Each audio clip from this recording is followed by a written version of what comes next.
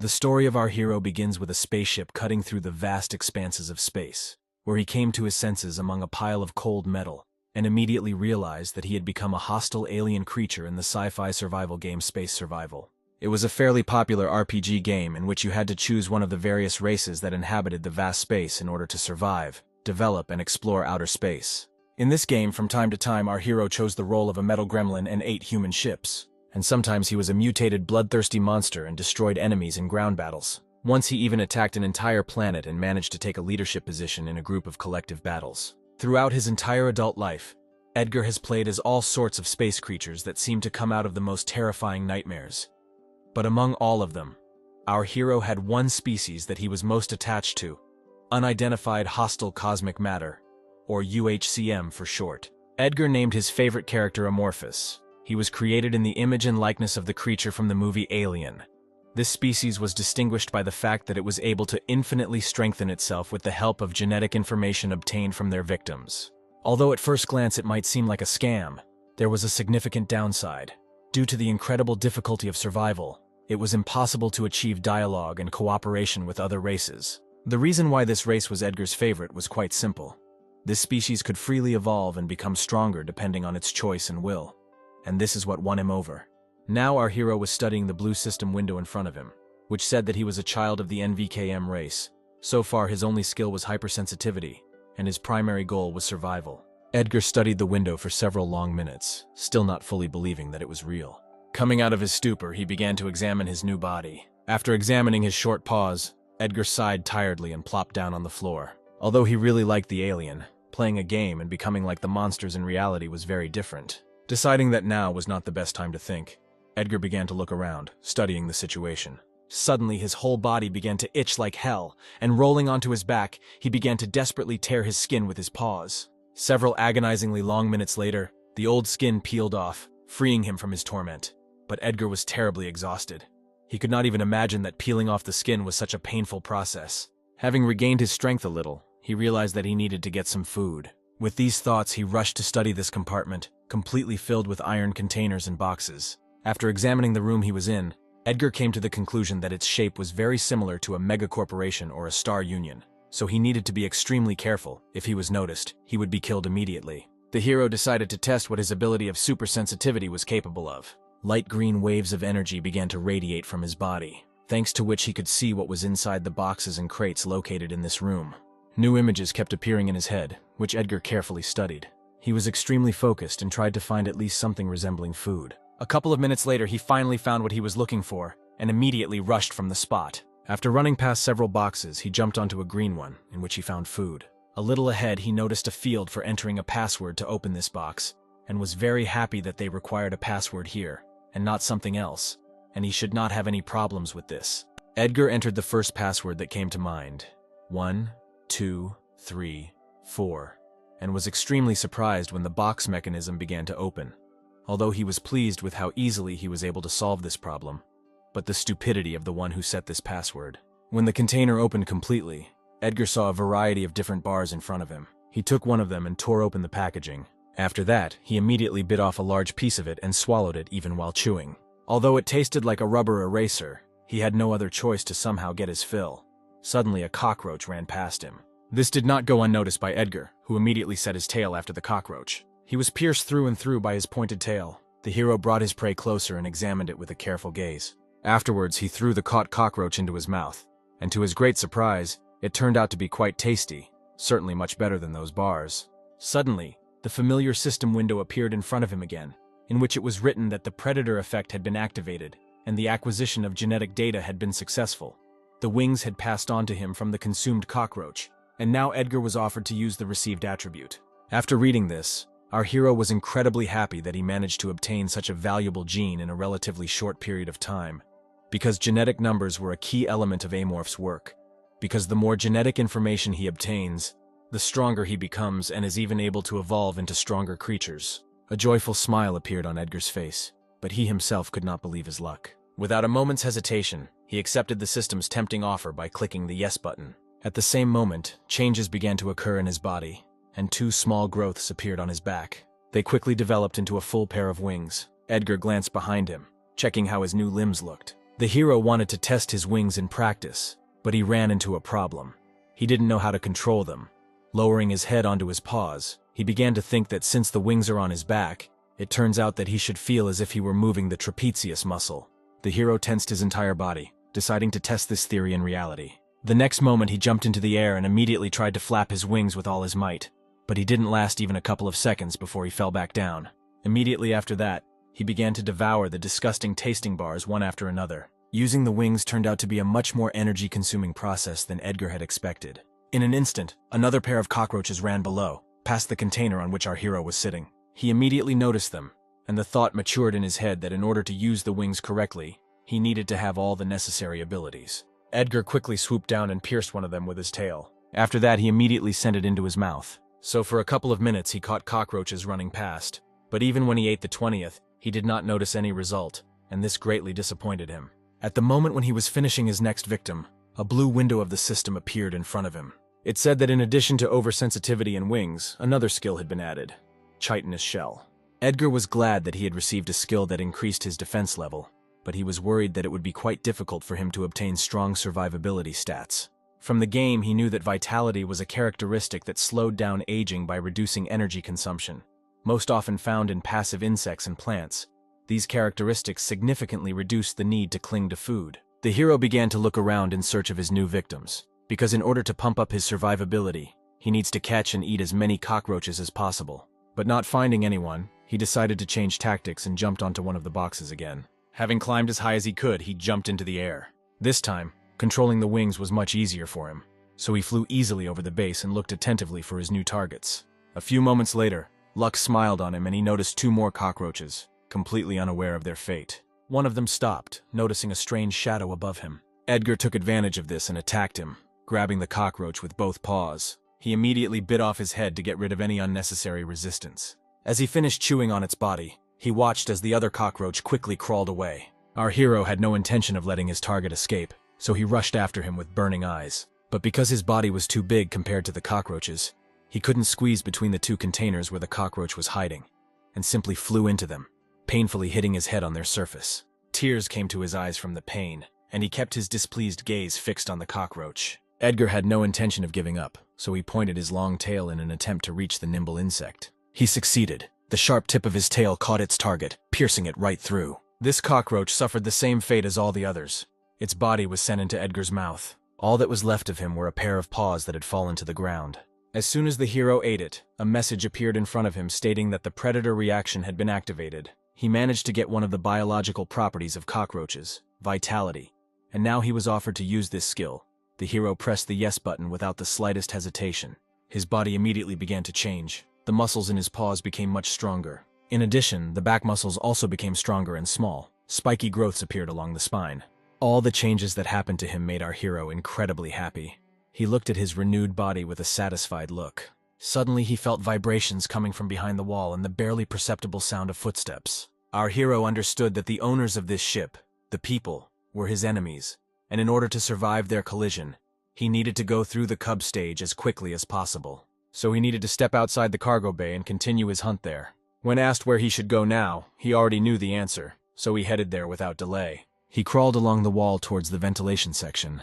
Edgar thought that the cold storage room next to the radiation section would be a good place because it was a fairly important facility, and there shouldn't be many visitors there. While unscrewing the bolts from the ventilation hole, the hero decided that even if his hopes were not justified, he could simply break the reactor along with the refrigeration chamber and run away from here. A couple of minutes later, he had removed all the screws and looked inside. The hero looked around, checking the ventilation for safety, and climbed inside. But as soon as Edgar climbed up there, a powerful stream of wind from the fan immediately rushed onto the sand. In the first seconds, this scared our hero quite a bit.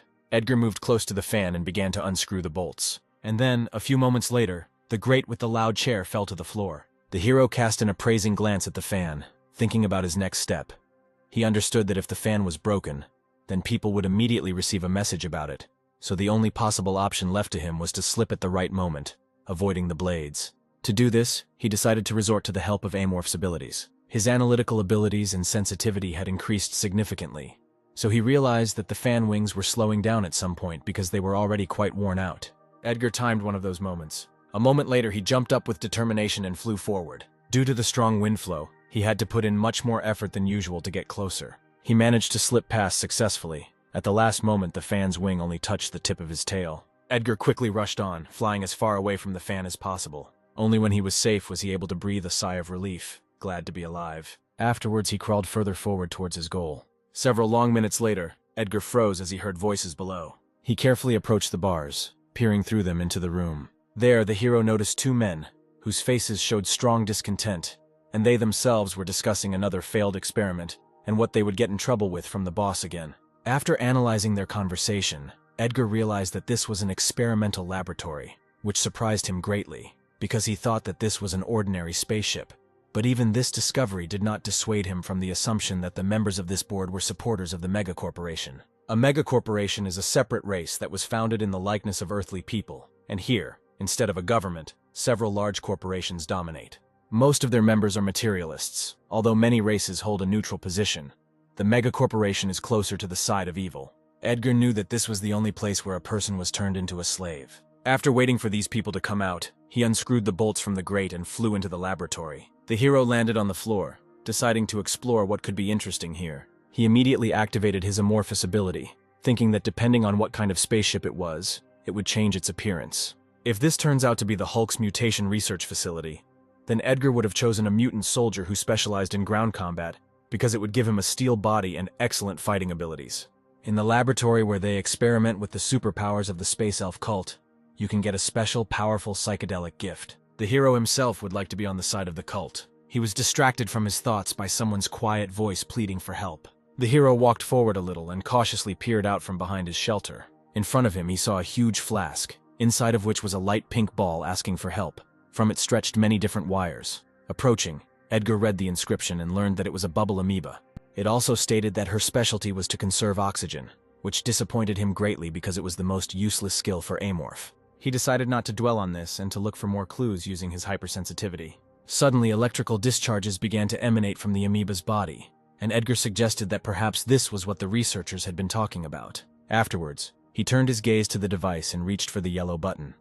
Based on the information he had received from the hypersensitivity, he was sure that if he pressed this button, the experiment would end. His guess turned out to be correct. The electricity enveloping the amoeba's body dissipated almost immediately, and the amoeba itself thanked Edgar. Before he could do anything else, he heard someone's footsteps approaching, and this frightened him greatly. The hero instantly soared into the air, hastily looking for a place where he could hide. Thus he flew to the very top shelf with various bottles. At that very moment, the front door slid to the side. A girl immediately entered the laboratory. Holding the cat in her arms, Alexa asked the confused man behind her with displeasure when the 26th experiment would finally give results. He replied that at the moment only a little progress was noticeable, so they needed a little more time. She stopped abruptly, and looking at him with the same displeasure, said that she needed to report the results to the company before she arrived at her destination. When Alexa said that if they couldn't achieve the desired result, the company would have to reconsider the fact of their work and presence here, Adam was truly horrified, because he understood perfectly well that her words were not just threats. Stammering with fear, he began to beg her for mercy. Alexa stepped forward a little and said that she didn't want it to end like this either, so she would look forward to the results of the experiment. She also added that if Adam manages to achieve significant results, the position of chief researcher will no longer be a pipe dream for him. The man couldn't believe his ears and asked if this was really true, to which the girl replied that, in addition to this, he would even have the opportunity to collaborate with Mars, because they were very interested in this project. Adam listened to her attentively, thinking over everything she said. When he suggested using ammonium, a look of surprise crossed Alexa's face. She stroked the head of the cat lying in her arms and thoughtfully said that they had never used the awakening drug produced by the Star Union before. Afterwards, she looked closely at the flask and said that she had already gone through all the possible ingredients, and perhaps Eonium really was their only option.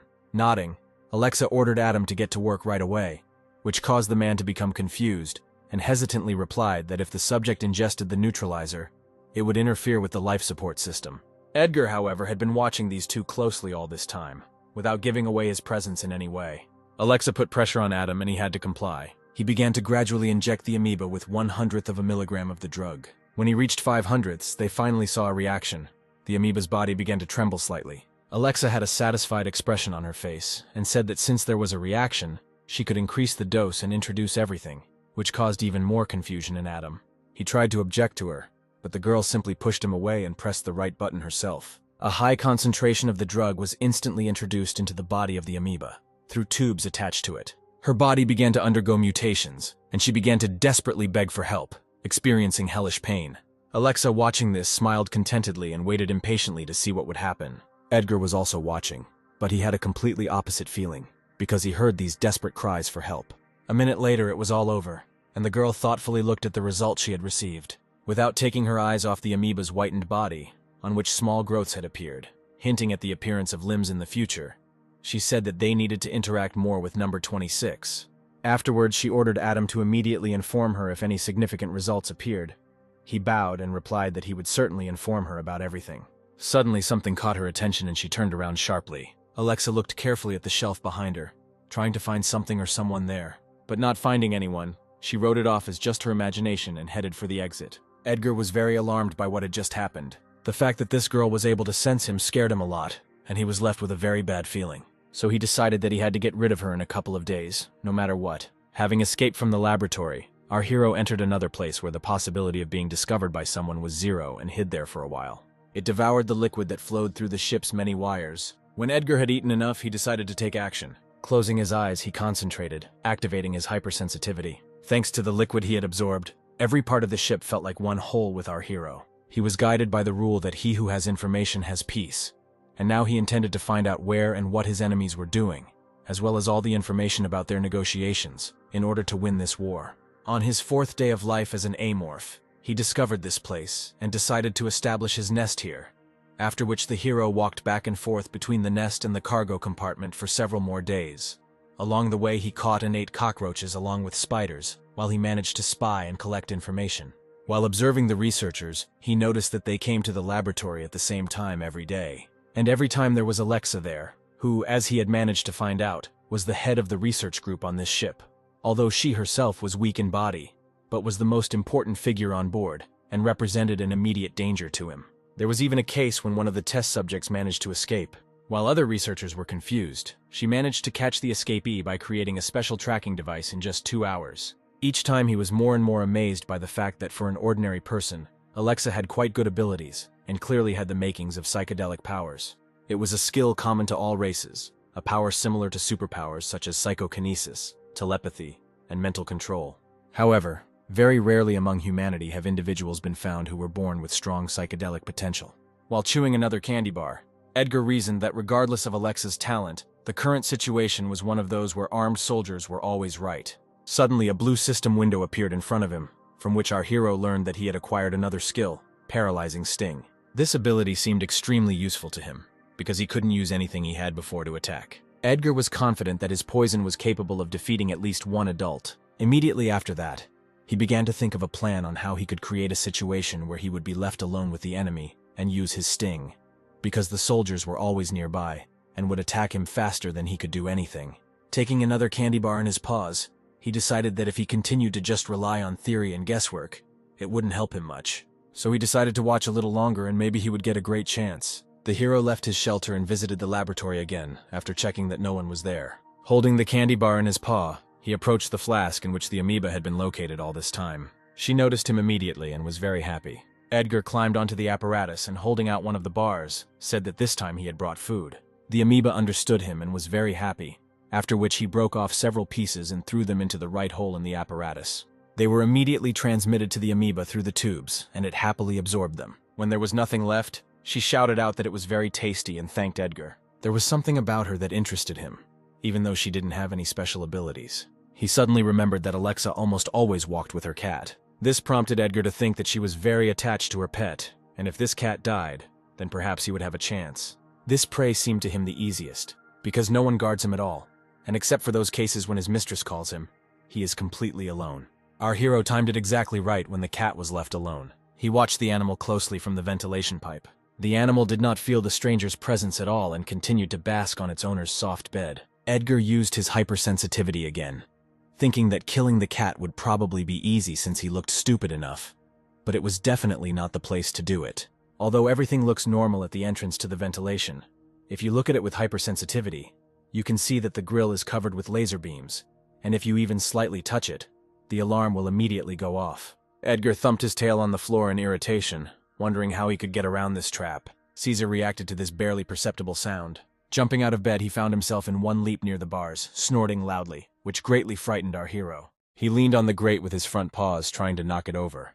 Armed soldiers immediately entered the room at the noise to understand what was going on. Looking around, they saw no one except Caesar, who was scratching at the ventilation system grate with his claws. One of the soldiers sighed in disappointment, clutching his head. He was already pretty tired of losing his temper every time because of this cat's latest prank. When they finally pulled the cat away from there, our hero rolled over on his back, trembling with terror. He couldn't believe that he could really screw up so badly. His eyes widened in surprise as a brilliant idea came to his mind. Edgar realized that this cat was bored of being in the room all the time, and this could be used. Thanks to his excellent hearing and sense of smell, it won't be difficult to attract his attention. Our hero also noticed the soldier's reaction to the cat. A wonderful plan naturally formed in his head. Several hours later, Caesar was still alone, curled up in a ball on his bed, asleep.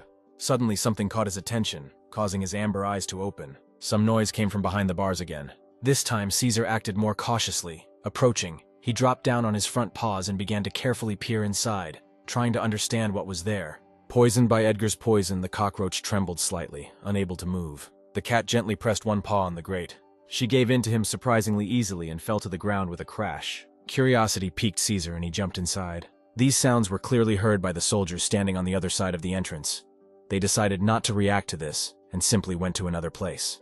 Meanwhile, the cat moved further and further along the ventilation passage, finding more and more dead cockroaches along the way. The more he met them, the more interesting they became to him. At some point, he noticed a bright light ahead that caught his attention. Caesar no longer paid attention to the cockroaches, but immediately ran out there and stopped in amazement. He found himself at the entrance to an unusually spacious room, completely filled with various boxes and containers that seemed unusually interesting to him.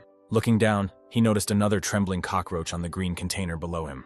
Edgar was just waiting for this moment, and hovering in the air, he immediately attacked his target. Caesar tried to pick up a cockroach with his paw, completely unaware of the danger hanging over him. The sharp tip of Edgar's tail dug into his skin, injecting its venom. Feeling a sharp pain, the animal screamed in pain. Losing his balance, Caesar fell down. Edgar immediately landed next to the immobilized cat, his mouth wide open. When he tore the animal's flesh, he could not help but laugh with delight, for it tasted the best of all that he had ever tasted. Alex walked quickly into the room, causing horror among her employees. Following behind her were two soldiers, holding their weapons at the ready to attack at any moment if a threat appeared. A man sitting in his chair behind the monitors watched all this. Alex stopped right in front of him and they exchanged heavy, silent glances. Unable to bear it any longer, she asked when she would finally be allowed to see Caesar, to which George replied that she needed to be a little patient because the soldiers were already looking for him everywhere. Alex cut him off mid-sentence, not letting him finish, and slamming her palms on the surface of the table, shouted that 2 whole hours had already passed, and there were still no results. She was absolutely sure that something had happened to her pet, because he usually strictly adheres to his eating schedule, and she angrily reported this to the captain sitting opposite her. He sighed and clasped his hands together, saying that Alex should calm down. He explained to her that they were all on the ship now, and if her cat hadn't flown away on the rescue ship and escaped, then he must be somewhere on board, and would definitely be found. But his words did not calm Alex down at all. On the contrary, they made her even more angry.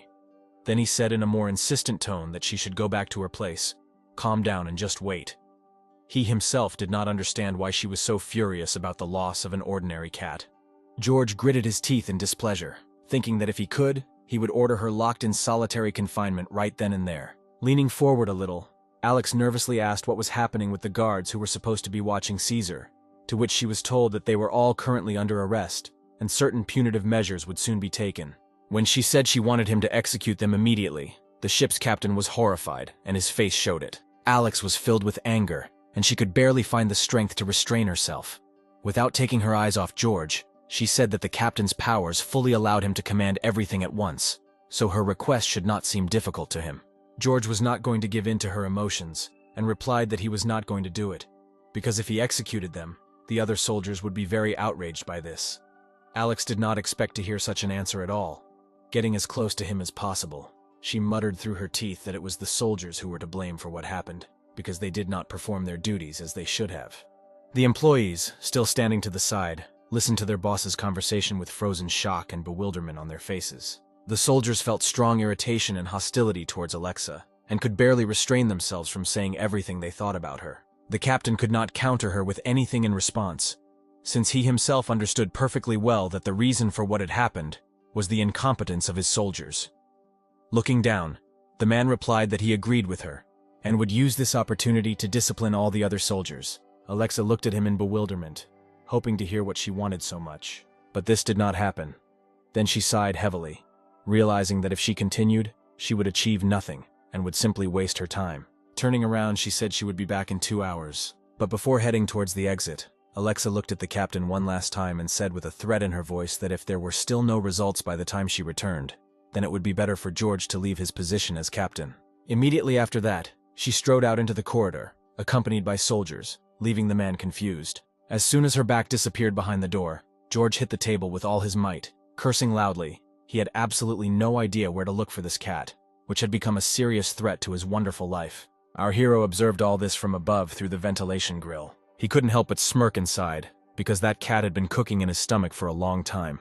At that moment, a blue system window appeared in front of him, highlighting his newly acquired skill, Wild Instinct. He knew that this game had a thing called a skill fusion system that combined skills into one and strengthened them. He had used it often enough in the past that he had memorized almost all the combinations in the game.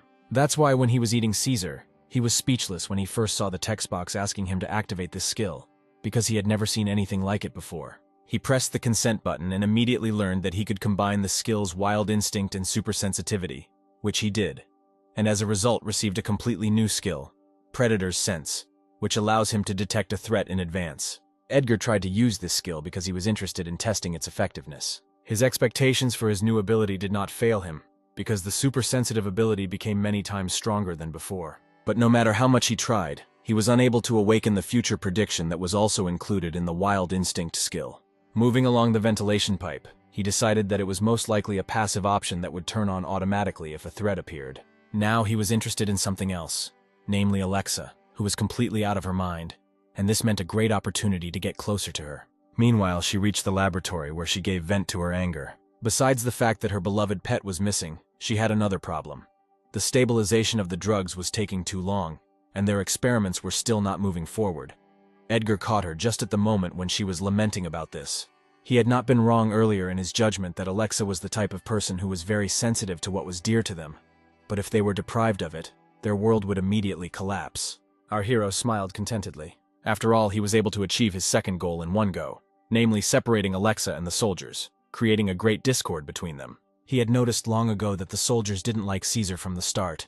It all started with the fact that they had to give up the best meat, which they couldn't even eat, as food for an ordinary cat 3 times a day. Therefore, their dislike for the cat was quite normal on the part of the guards. If you dig a little deeper, you can see that the anger was initially about class, because Alexa belonged to the upper class in the megacorporation, and the soldiers had to obey her without question, fearing the consequences of directly protesting against her. They eventually chose her cat as a scapegoat to vent their anger on. So it's not hard to guess what will happen if the scapegoat disappears. The soldiers will no longer be able to protect Alexa as well as before. But that's not all.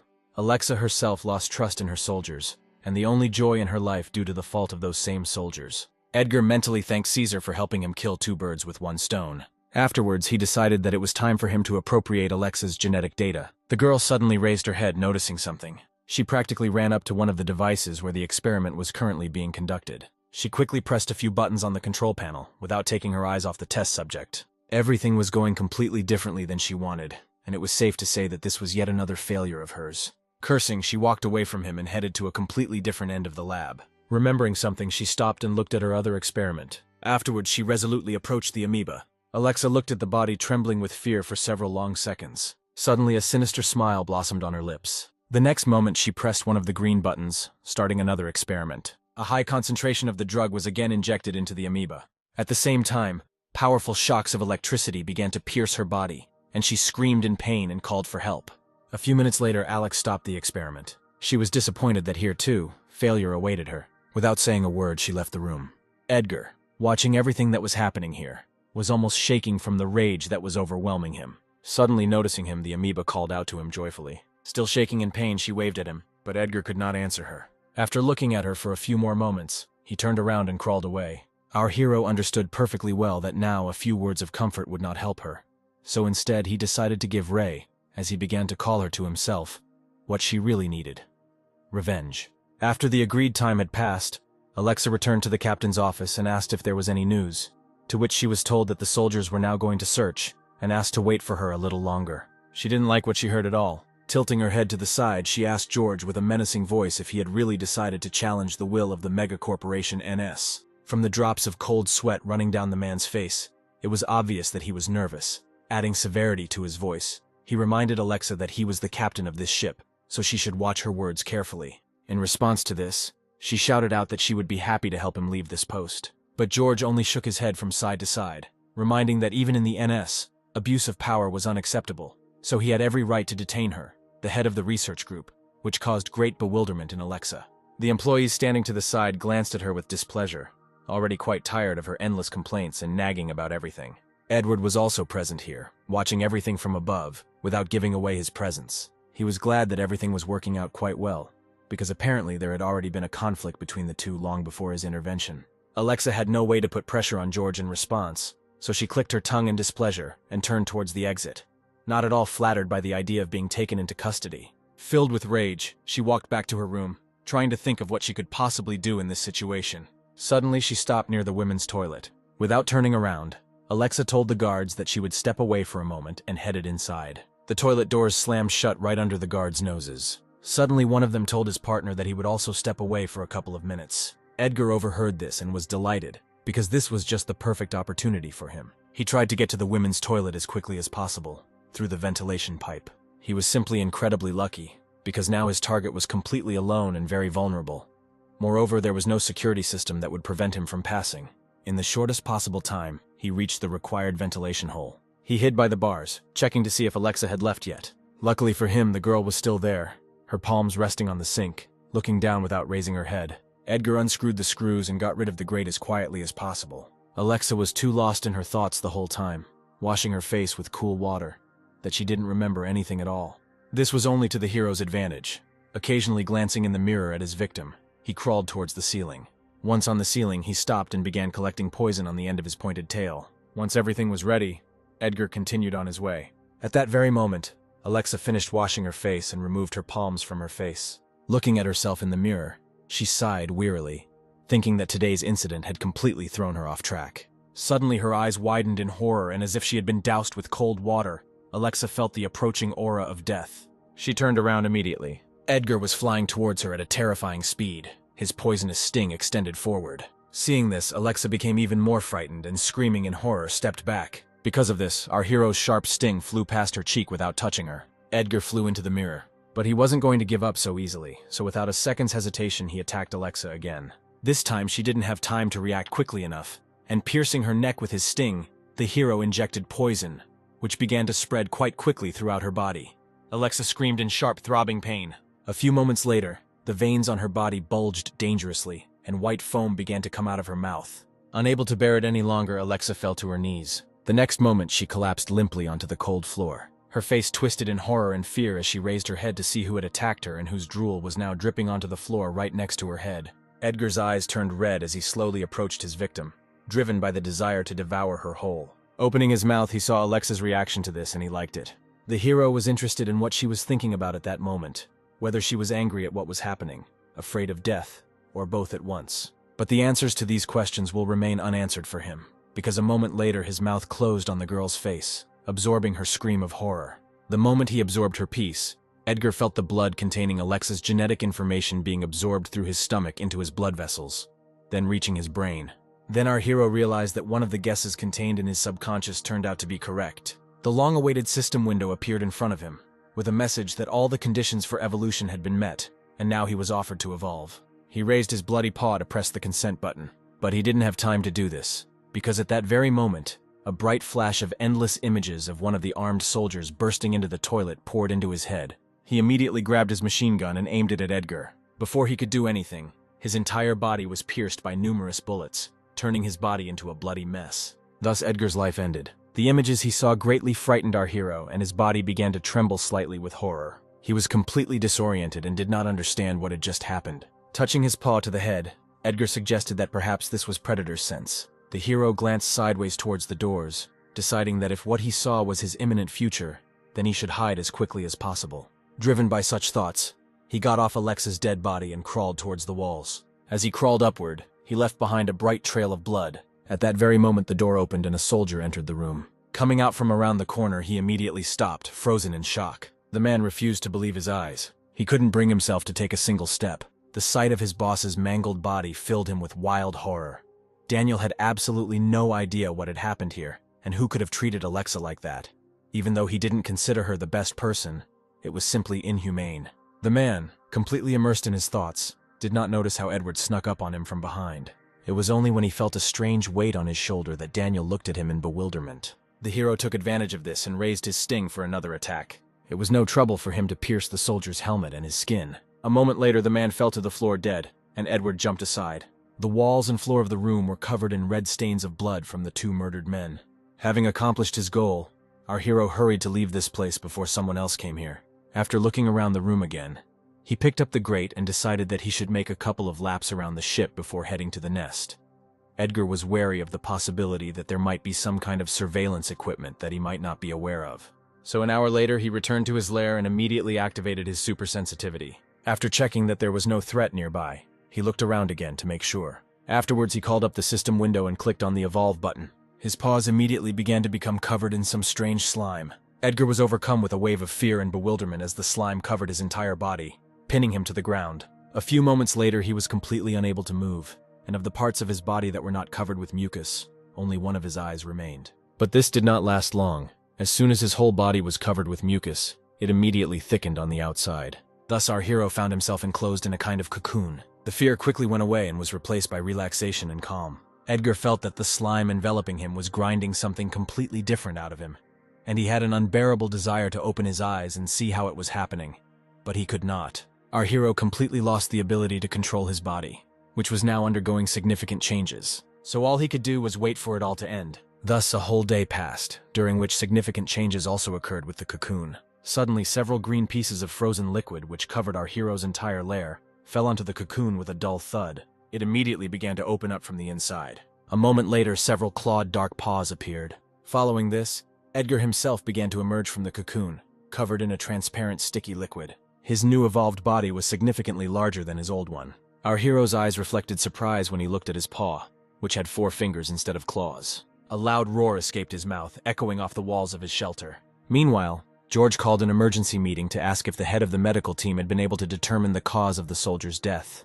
He looked up from his papers and replied that if you looked with the naked eye, you could easily determine that the cause of the soldier's death was a blow to the throat, which was most likely made with a small saw.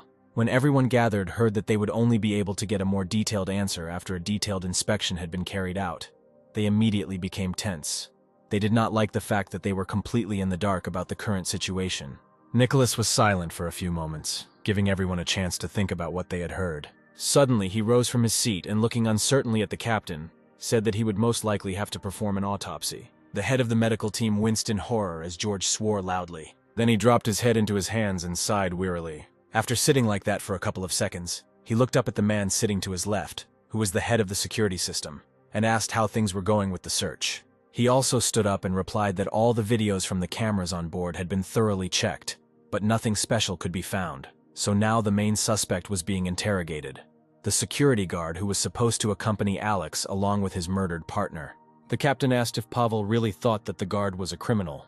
He shook his head uncertainly and replied that based on the information they had today, the likelihood of this would be too small. After listening to him, George said that he should be informed immediately as soon as any results appeared. Then he turned his tired gaze in another direction. It was mentally difficult for him to look at the empty seat at the table that Alexa used to occupy. He sighed and said that everyone present should already know about what had recently happened in the lab, causing his subordinates to shudder in horror. George ignored their reaction and continued by saying that one of their most promising employees was trapped in a capsule by the head of the research team. They managed to extract the brain and place it in the lab.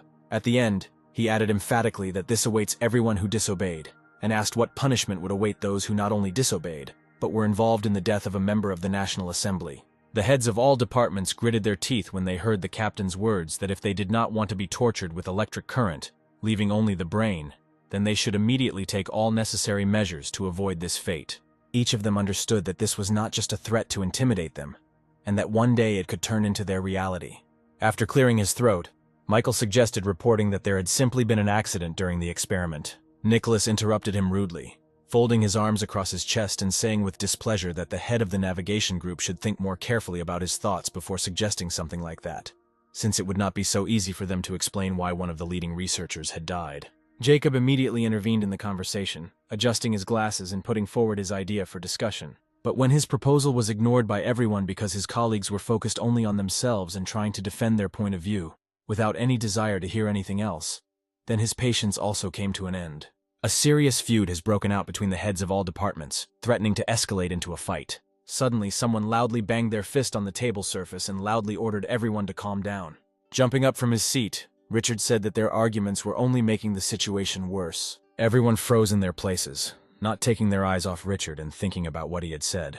Meanwhile, he turned his gaze to the captain, and turning to him, reported that they were now near planet number 08. He nodded weakly, and asked if there were any problems with this. When Richard replied that planet 08 was the space dog zone, George visibly frowned. The man glared at Richard standing in front of him and asked if he was thinking about making it look like the puppies were the ones causing the trouble. And Richard nodded confidently and said that they should pretend they were attacked. George was in no hurry to give any definite answer to this proposal, thinking everything over carefully. Everyone knew that space dogs were one of the main enemies of the megacorporation, as they roamed space and robbed. In addition, they have quite a lot of experience in interfleet battles, and ships under the command of veterans often receive significant damage. Therefore, the research ship may well become their next target, and then the damage they cause can hardly be called repairable. George couldn't help but note that if they did report the attack, the death of the research team leader could be hushed up without any further investigation.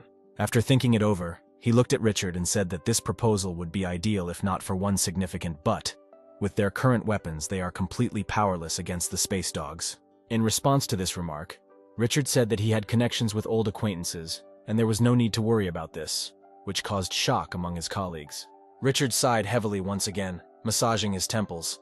This guy had never ceased to amaze him since the very first day they met. Without opening his eyes, the captain asked how much money he would need. When he heard the announced price of 1,000,000 credits, he clenched his teeth in displeasure, cursing under his breath. This was an unacceptably large amount. Meanwhile, Richard continued, explaining that Alex would be too much for even the space dogs to handle, so the risk on their part was justified by the price range. George had no choice but to agree to this adventure. Nodding, he told Richard that he should complete it in the shortest possible time. He nodded in agreement and thanked the captain for his trust. After this, George rose from his seat and announced that their meeting was over. At the same moment, Nicholas jumped up from his seat and, raising his hand, asked what they should do with the body. The captain replied that it should be preserved for now, and then they would hand it over to the pirates, and ordered that no one be allowed near the body until that moment. Our hero was still in his shelter and trying to get used to his new body. He liked the way he had changed, because all his senses had become much sharper, and his body felt stronger. He had finally become a full-fledged individual. Moving from his spot, Edgar decided that he should reconsider his plan of further action. Previously, he was forced to constantly hide in the darkness in order to survive, but now for him, hunting and survival had become identical concepts. By calling the system window, he decided to determine his further goal. The blue window that appeared said that the previous goal, evolution, was successfully completed, and now he needs to learn to survive. He also noted changes in his abilities. He had 2 new skills, enhanced exoskeleton and acidic blood. Eric considered the mark of successful evolution as an indicator that he had become an individual. He knew that Amorph had a 6-stage branch of evolution, 5 of which were spent on transformation. The first is a cub, which is what he was until this day. Then comes the individual. It was at this stage that our hero was now. After this, Amorph turns into a teenage individual. From there, he turns into a young individual. And finally comes the last stage of transformation, the adult. Once all of these are completed, Amorph will be able to transform into an ascended individual, which is considered his final and strongest form. Upon reaching it, the game revealed the secret of the origin of the Amorpha race. Our hero hoped that something like this would be revealed to him if he reached the final form. Edward understood that in order for him to achieve a full-fledged form of any race, he would need to put in a lot of effort. While studying the information in the system window, he noticed something. Now a new characteristic became available to him, a type that was currently undefined for him. When he clicked on the type field, a new window appeared in front of him, in which he was offered to review the list of proposed types. After thinking for a moment, Edward pressed the yes button. Immediately after this, 2 types appeared in front of him available for selection: strengthening physical strength, which was pumped up by 6 units out of 10, and strengthening superpowers, which was pumped up by 1.5 units out of 3 possible, which greatly surprised our hero. He knew that the type in this game was similar to a race's specialization, but had a slightly different purpose, and was only activated when specific conditions were met. Thinking about the type of superpower enhancement, he realized that he had been given 1 point for his predatory instinct, which he had received by absorbing the genetic data of cockroaches and Caesar. But he didn't understand where the extra 10th came from, because he didn't have any other skills that fit that type. Suddenly, his eyes widened in surprise as he realized what was happening. He remembered that he had eaten Alexa's flesh, which he guessed must have had extrasensory abilities. This realization pushed him to want to obtain her power completely, and to do this he needed to find her corpse, which is what he was going to do. Edgar reached the vent in a matter of seconds and removed the grate, which he had left only for show. Having climbed inside, our hero immediately realized the first disadvantage of his large body. These narrow passages became terribly inconvenient for him to move around. Suddenly, as he moved towards his goal, he felt the incredibly intense smell of a corpse. Edgar immediately sped up and followed the smell to determine its source. He didn't have to search for long, just a couple of turns, and he was already frozen over another grate, looking inside the room. The smell of bodies from the morgue seemed irresistibly sweet to him. The hero simply could not believe his luck that his target could be found so quickly and easily. All that was left to do was to carefully enter the room, trying not to attract attention. Luckily for him, there was only one living person in the morgue, and the container with Alexa's body was right behind him. He was completely immersed in his work on the computer and paid practically no attention to anything. Suddenly, the room was filled with a strange, unpleasant smell, which Adam immediately noticed. Taking off his headphones, he put them aside and walked outside, covering his nose with his hand to determine where the smell was coming from. However, as soon as he left the morgue, the guy froze in place from shock. There was a hole in the floor, eaten away by acid. Edgar took advantage of his confusion and slipped behind him unnoticed. Meanwhile, Adam was barely holding back his panic, trying to understand where such a caustic acid could have come from. Deciding that he needed to call security immediately, he turned back towards the entrance to the morgue. At that very moment, our hero rushed at him. His pointed tail literally pierced the guy's head in a second, and he didn't even have time to understand what happened. Adam's body, covered in his own blood, was thrown aside onto the cold floor. Edgar was now free to reach his goal, and entering inside, he pulled Alexa's body out of the refrigerated box. With 4 fingers of his paw, he grabbed the sheet that hid the girl's body and pulled it off with one sharp movement. The hero immediately had a view of his victim's body. He looked at her with a searching gaze, noticing that she had not changed one bit even after death. His paw landed on Alexa's face, and with the help of his current body, it was easy for him to separate her head from her body. Afterwards, he brought her severed head closer to himself.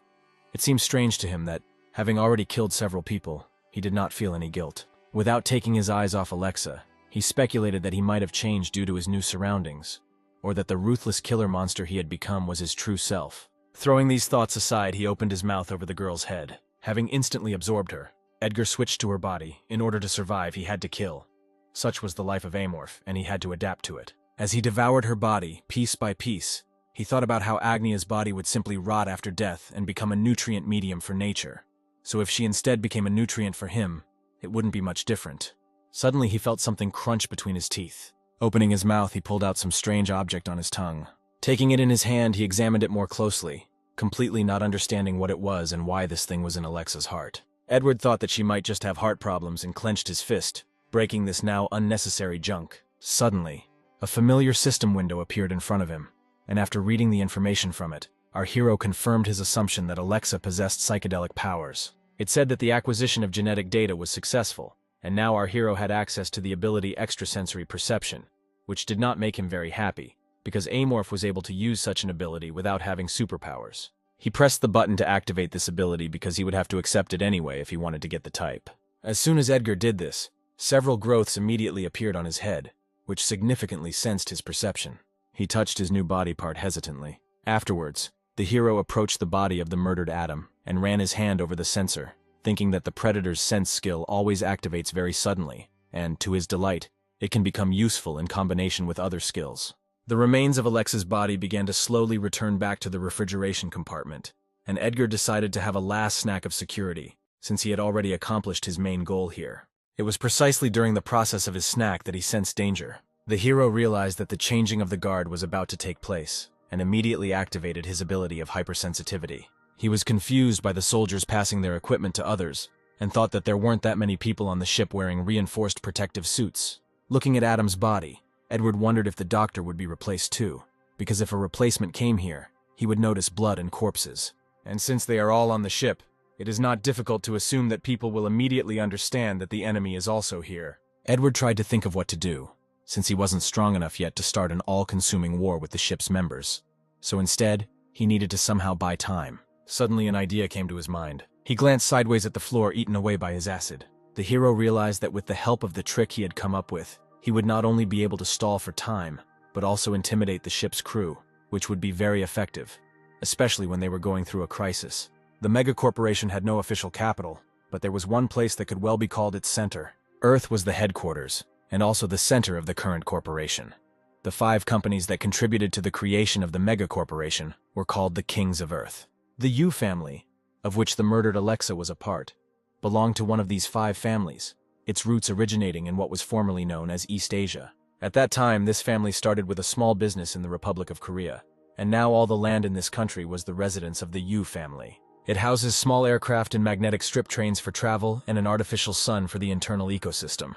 And the inhabitants of the country were only people belonging to the Yu family, and people playing the role of instruments subordinate to this family. On one of the separate islands, among a small forest and spacious fields, there was a small, neat house with a lake adjacent to it. There was only one person living here, Dominic, who worked the soil with a joyful smile on his face. He enjoyed this activity, so he tended his field with full dedication every day. Suddenly, 2 men dressed in dark suits appeared a few meters away from him. Noticing their presence, Dominic looked up from his work and slowly rose to his feet, after which he looked at the men and said that they could come. They looked at each other, after which one of them stepped forward. When Dominic asked what was wrong with a friendly smile on his face, Paul replied that he had news regarding Miss Alexa. Simon, who remained on the sidelines, listened attentively to this conversation. He visibly tensed up. He was afraid to even guess the consequences of this meeting. Still smiling broadly, Dominic asked what had happened to his 3rd daughter, since they had come straight here. Paul clasped his hands behind his back and replied that Alexa's signal device had been destroyed. Dominic didn't believe him and said that it was simply impossible, because he didn't force her to do something so burdensome. Then Paul told that the last time the signal came from Planet 08, which is the territory of space dogs. The man looked thoughtful, listening to Paul. As soon as he finished speaking, Dominic put his hand on the guy's shoulder. The next moment his fist hit Paul in the face. The white shirt was immediately stained with red splashes, and Paul himself flew back a few meters and fell to the ground. He tried to get up, but the blow was too strong and he couldn't do it. Meanwhile, Dominic slowly approached him. Still smiling, he sat on the guy and began to deliver blow after blow with the hoe all over his body. Several long minutes later, Dominic finished and threw the bloody hoe aside. Rising to his feet, he ordered his men to get rid of the body, and they immediately rushed to carry out this order. He folded his hands behind his back and, looking into the distance, said that he did not need a tool to look for answers to unasked questions. One of the men, dressed in the same black suit as the murdered Paul, bowed low and, trying to hide his horror, replied that they would be more careful. Dominic then went on to say that he had to spend 1 billion credits raising Alexa, which was equivalent to spending the same amount of money to develop a new battleship. Wiping the blood from his face, he said that he would like to know who dared to harm the favorite of the Yu family. Thinking about this, he called Simon to him and asked if the captain of the ship Alexa was on was George Silos. When his assumption was confirmed, Dominic thoughtfully said that since the Silos family was involved, whose satellite was Titan, then the matter was taking quite interesting turns. The doubt on his face quickly changed to his previous carefree expression. Dominic was sure that the head of this family simply did not have the courage to sink his teeth into the Yu family. Turning around, he asked his butler what he thought about this, who bowed and replied that most likely the Troz family could have interfered in this matter. Dominic's eyes were filled with amusement, and he said that Constantine was thinking about the same thing he was thinking about. They were aware that the heads of the Troz and Silos families were actively fighting for control of Jupiter, but in fact they were in secret collusion with each other. It wasn't difficult to expose their alliance. It was enough to just find out that the loans of the head of Silos came from Troz. Dominic suddenly asked if his butler knew that Troz was ready to take the initiative on the board of directors. He replied that Aaron, the head of Troz, was currently holding the position of CEO. Dominic nodded, and placing his palms on his hips, said that this fool was decisively against him. After these words, a loud laugh escaped the man's lips. But a moment later, there was no trace left of the former smile on his face. His tone became much more serious, and he said that this time they had a reason, so they would strike first, and told Constantine to tell the family everything, and then deal with the matter of the 8th planet. He bowed obediently. Constantine understood perfectly well that there were few peaceful days left, and very soon rivers of blood would be spilled. Dominic did not stop there and angrily shouted that all those who had any connection with the ship should be brought to him. He had no intention of forgiving those who dared to destroy his assets. Meanwhile, everyone on the ship was already aware of the disaster that had occurred in the morgue. George was beside himself with barely contained rage. The bodies of all the guards were burned alive, and all the doctors are now trying to understand how this happened. A little later, 2 soldiers approached him and reported that a strange gas had been discovered in the room. This information made George wary, because when they entered, all the facts pointed to a fire. Immediately after this, the soldiers stepped aside, leaving the ship's captain alone with his thoughts. Nicholas examined the scene and the bodies very carefully, but could not understand how a fire could have started in the morgue. Suddenly, he noticed a ring on the body, with the help of which the man determined that it was a member of the team working overtime. This clue gave him some ideas. Turning to his colleague, Nicholas asked if these were all the bodies, to which he was told that no one else had been found. Horror was reflected on his face, and he barely audibly said that this simply could not be. But George heard, and leaning forward a little, excitedly asked what had happened. The head of the medical team, his face noticeably pale, looked at the captain and said that they needed to immediately call all the ship's leaders together because they had serious problems. 20 minutes later, an emergency meeting was called, where Nicholas informed everyone that the bodies of the guard and the head of the research team were missing. This news shocked George so much that he jumped up from his seat and asked in bewilderment how this could have happened, since the corpses couldn't just leave on their own. An equally shocked and confused Nicholas said he had checked several times, but 2 bodies were still missing. Then he turned his gaze to Richard and said uncertainly that if we were talking about the chemicals stored in the morgue, they could of course ignite, but a fire of this scale was practically impossible. When Nicholas paused before continuing, Richard, who had grasped the gist of what was happening, finished for him, telling everyone that the fire was man-made. Upon hearing this, everyone immediately began to whisper about who it could be. But Pavel suggested that there might be unidentified alien beings on board their ship. Bill, who was sitting next to him, turned to him and shouted that Pavel should not have spoken such nonsense so thoughtlessly. In response, Pavel said with displeasure that he had only made a guess, and that the head of logistics should not be so nervous about this. Nicholas intervened in their conversation, saying that the more serious problem in the current situation was that Alexa's body had disappeared. As soon as he reminded him of this, George's face changed. Jumping up from his seat, the captain loudly slammed his palms on the table and said that they needed to find her body at any cost. Pavel raised his hand and suggested that they first look for the criminal. His proposal completely infuriated the captain. No longer holding back his emotions, he angrily shouted that this issue concerned not only him, and if they were afraid of revenge from the representatives of the NS, then they should all start cooperating already. Otherwise, the same unenviable fate awaited everyone. After his remark, a tense silence fell in the room, which no one present dared to break. Having caught his breath and calmed down a little, George turned to Richard and asked if he had already contacted the pirates. He nodded and replied that he had done so immediately after their last meeting. Hearing this, the captain swore quietly and, clutching his head, ordered Richard not to tell the pirates anything about what had happened for now, and simply informed them that they would hand over the body. When the head of the crisis management department asked if everything would be okay, George replied that it was his idea in the first place, and if they didn't find a way out, there would be another problem, so they needed to find the body as soon as possible. Richard just nodded in agreement without saying anything. The captain walked around the table and stopped next to Pavel, put his hand on his shoulder and asked with pressure if he understood everything. He glanced at him sideways and replied that he would do everything possible. George was not satisfied with his answer, and leaning closer, shouted that Pavel could even interrogate all the crew members, but he would find the criminal at any cost. Our hero watched all this from the ventilation pipe, listening attentively to their conversations. He was incredibly happy that his brilliant plan had worked like a charm. The simplest idea to hide his existence and intimidate his enemies was to start a fire, and having found many dangerous substances in it, Edgar poured everything on the floor. At the very end, he added a couple of drops of his acidic blood. In this way, he successfully created a fire that successfully hid the traces of his existence. But he never expected that the conversation would turn to alien beings, and he immediately decided to write off the captain of this ship as crazy, because few people in their right minds would decide to get involved with that space debris. As everyone began to disperse, Edgar kept his eyes on Richard's back, whom he was going to check a little later, because he suspected him of conspiring with the pirates. He was well aware that pirates were representatives of different races, and he could obtain a lot of gene essences, which was certainly good, but an assault could significantly reduce the number of genes that he could obtain on this research ship. Suddenly, something else caught our hero's attention. Looking down, he saw that the very last person to leave the conference room was the gloomy head of the logistics department, who denied the existence of alien beings. Edgar remembered him because he wondered why the man said that if he had nothing to do with the situation. Suddenly, Bill stopped at one of the doors and looked around with noticeable excitement. Afterwards, having made sure that there was no one else there, he touched the fingerprint scanner installed on the door. The door to the cargo bay immediately opened, letting Bill inside. Although Edgar understood that since this man was the head of the logistics department, and therefore visiting the cargo bay was a normal thing for him, his wariness looked too suspicious. Our hero was curious about what Bill had hidden there to make him so excited, so he followed him and made his way into the cargo bay through the ventilation passages. He carefully examined the room with the help of his hypersensitivity, and found one strange container, near which the trace of the head of the department ended. The hero also noted that in addition to a fingerprint scanner, this container also had an ID card entry system, which meant that this container had increased security compared to all the others. In addition to this, the walls of this container were so thick that Edgar could not find out what was going on inside, even with the help of his abilities, and this greatly alarmed him. Initially, our hero planned to get rid of the head of the medical department, but changed his mind, and now his next target was Bill.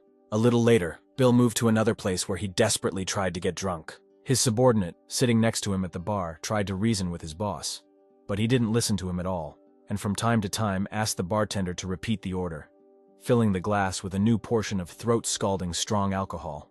As he drained his glass, Bill thought sadly about how what was happening to him lately could hardly be called life. He regretted trusting that strange black market merchant who handed him the strange eggs and told him they were found in ancient ruins. Then he naively decided that he could make some good money from this, and brought it to the ship in secret from everyone.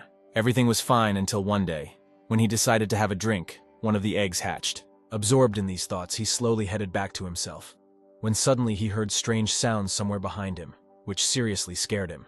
The man immediately turned around and with poorly concealed fear in his voice asked who was there. But no one answered him, because there was no one else there except him. This calmed Bill down a little, and he decided to attribute it to stress. Afterwards, he turned around and continued on his way, grumbling something discontentedly under his breath. However, as soon as he took a couple of steps, an all-consuming horror enveloped his body. He slowly turned around and looked back again, trying to figure out if there really was someone else here, or if it was just his mind playing tricks on him. Bill was really hoping for the second option, but when he noticed someone's massive body rushing a couple of meters away from him, he simply froze in horror. All his worst fears were confirmed. Panic and animal fear were reflected in his eyes. Having come to his senses, he started to run, trying to save his life from an unknown enemy. Tears streamed from his eyes as he prayed only to reach the nearest safe place and hide there. Stopping at the door, he began to actively press the sensor, hoping that this would make the door open faster. A couple of seconds later, the door opened and Bill immediately ran inside without looking back. He continued running, but suddenly tripped over a bottle of alcohol abandoned on the floor and fell with a crash. Noticing the phone, the man crawled towards it to call and warn the rest of the crew of the danger. A terrible screeching sound behind the door made him freeze in place in horror again. But when this grinding stopped quickly enough, and Bill heard the approving beeping of the system, the shocked man glanced sideways towards the door, not losing hope until the very end that he had simply imagined this sound. Unfortunately for him, the next moment the door to the room opened. Edgar immediately entered inside. At the sight of him, Bill, trembling with fear, began to instinctively crawl back until he encountered an obstacle in the form of a wall. Edgar approached him quickly enough and hanging over him opened his mouth, revealing a row of sharp teeth. Bill could not utter a word. The fear of him completely consumed him. The hero mentally wished himself a bon appetit, and opening his mouth even wider, bit off the head of his sobbing victim. Having dealt with Bill, Edgar began to search his room, glad that thanks to the dissolute lifestyle of this man, killing him turned out to be easier than it seemed. Our hero examined every corner of the table, the drawers of which were filled to capacity with various junk that he didn't need.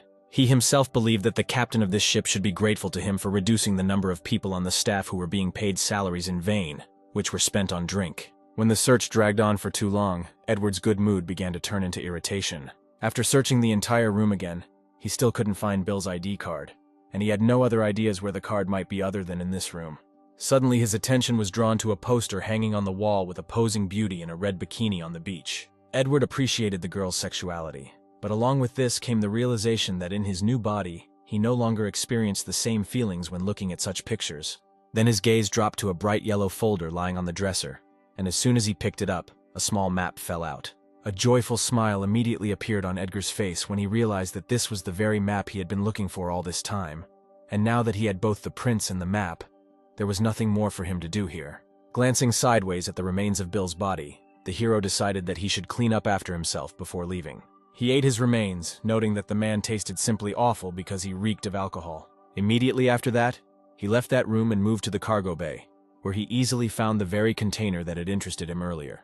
Stopping next to him, Edgar first of all inserted Bill's ID card into the appropriate slot. He then placed the man's bloody palm on the fingerprint sensor panel. After a couple of seconds, the container door slowly opened, releasing cold, stale air. Edgar walked inside and looked around with interest, studying what Bill had hidden here. Stopping at the cryo chambers, he looked at them in surprise, realizing that the man he had killed was a smuggler. Suddenly something else caught his attention.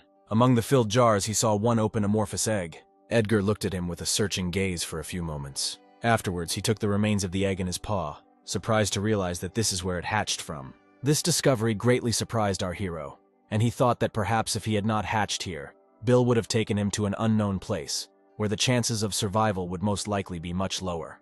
The starting location of Amorph in the game was not this ship at all, but mysterious ruins on one of the planets.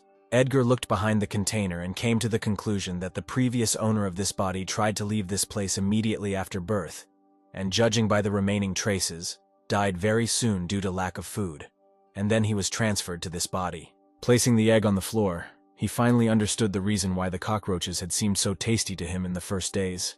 His body was moving instinctively, trying to survive. Then he himself bowed down before this egg to honor the memory of the true owner of its body. After the hero had finished with all the ceremonies, he decided that it was time for him to start doing what befits an Amorph. Returning to the egg crate, he broke open the jars and pulled out 2 still unhatched eggs. In one go, Edgar bit through these eggs with his sharp teeth and began to devour them. This was the nature of the true Amorph.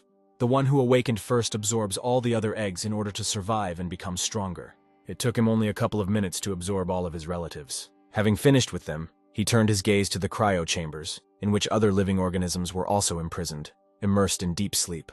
A predatory grin appeared on his face at the thought that today he would have a delicious feast. Sometime later he came out of there. Thanks to the system, he learned that he managed to get a few more new abilities, and now he only needed 2 points to get the strong body type. However, when he ate Alexa, he was disappointed because instead of an extrasensory ability, he got a useless extrasensory organ. But today, the head of the logistics department presented him with a very generous gift and helped him get strong characteristics that are usually obtained only by the middle of the game. With such thoughts, our hero left the cargo bay. As he crawled through the ventilation passages, Edgar noted that he now felt more confident, because the new characteristics would help him eliminate the ship's crew members much more effectively. He felt that the encounter with the space dogs was just around the corner, and therefore tried to increase his fighting power before the clash with them, because he did not yet know how strong his opponent was. Thinking back to the crew members, Edgar smiled in anticipation of how many more horror-stricken faces he would be able to see. Meanwhile, on the runway of the research ship, work was gradually being completed, and everyone was in a hurry to leave this place in order to quickly go to rest. Nick had also finished his work, and stopping at the plane his friend was working on, he called out to him, informing him that almost everyone had already left, and that they should also hurry if they didn't want to miss their dinner. He put his tools aside and sighed tiredly as he exited the plane, noticing the displeasure on his friend's face. Nick asked if there was much work left, to which Scott replied that he would have to stay a couple more nights to work overtime. Having left the landing bay, they quickly reached the canteen, where the rest of the workers were already having dinner. Even while eating, Scott couldn't stop thinking about work. He shared his thoughts with a friend about how the order for maintenance seemed too strange to him, because even if there was a fight, there was absolutely no point in reassembling the planes now. Nick asked Scott angrily if he really wanted to talk about this while eating, to which he replied that it was indeed very strange. He also shared with his friend a rumor that their superiors were preparing to hunt the metal gremlin. This news horrified Nick. He understood perfectly well that if they really clashed in battle, then there would be no trace left of them. When Scott told him that their enemy was already on board the ship, Nick was puzzled and asked why he thought that, to which his friend replied that there was some strange smell in the air throughout the ship, and that it was undoubtedly the smell of a metal gremlin.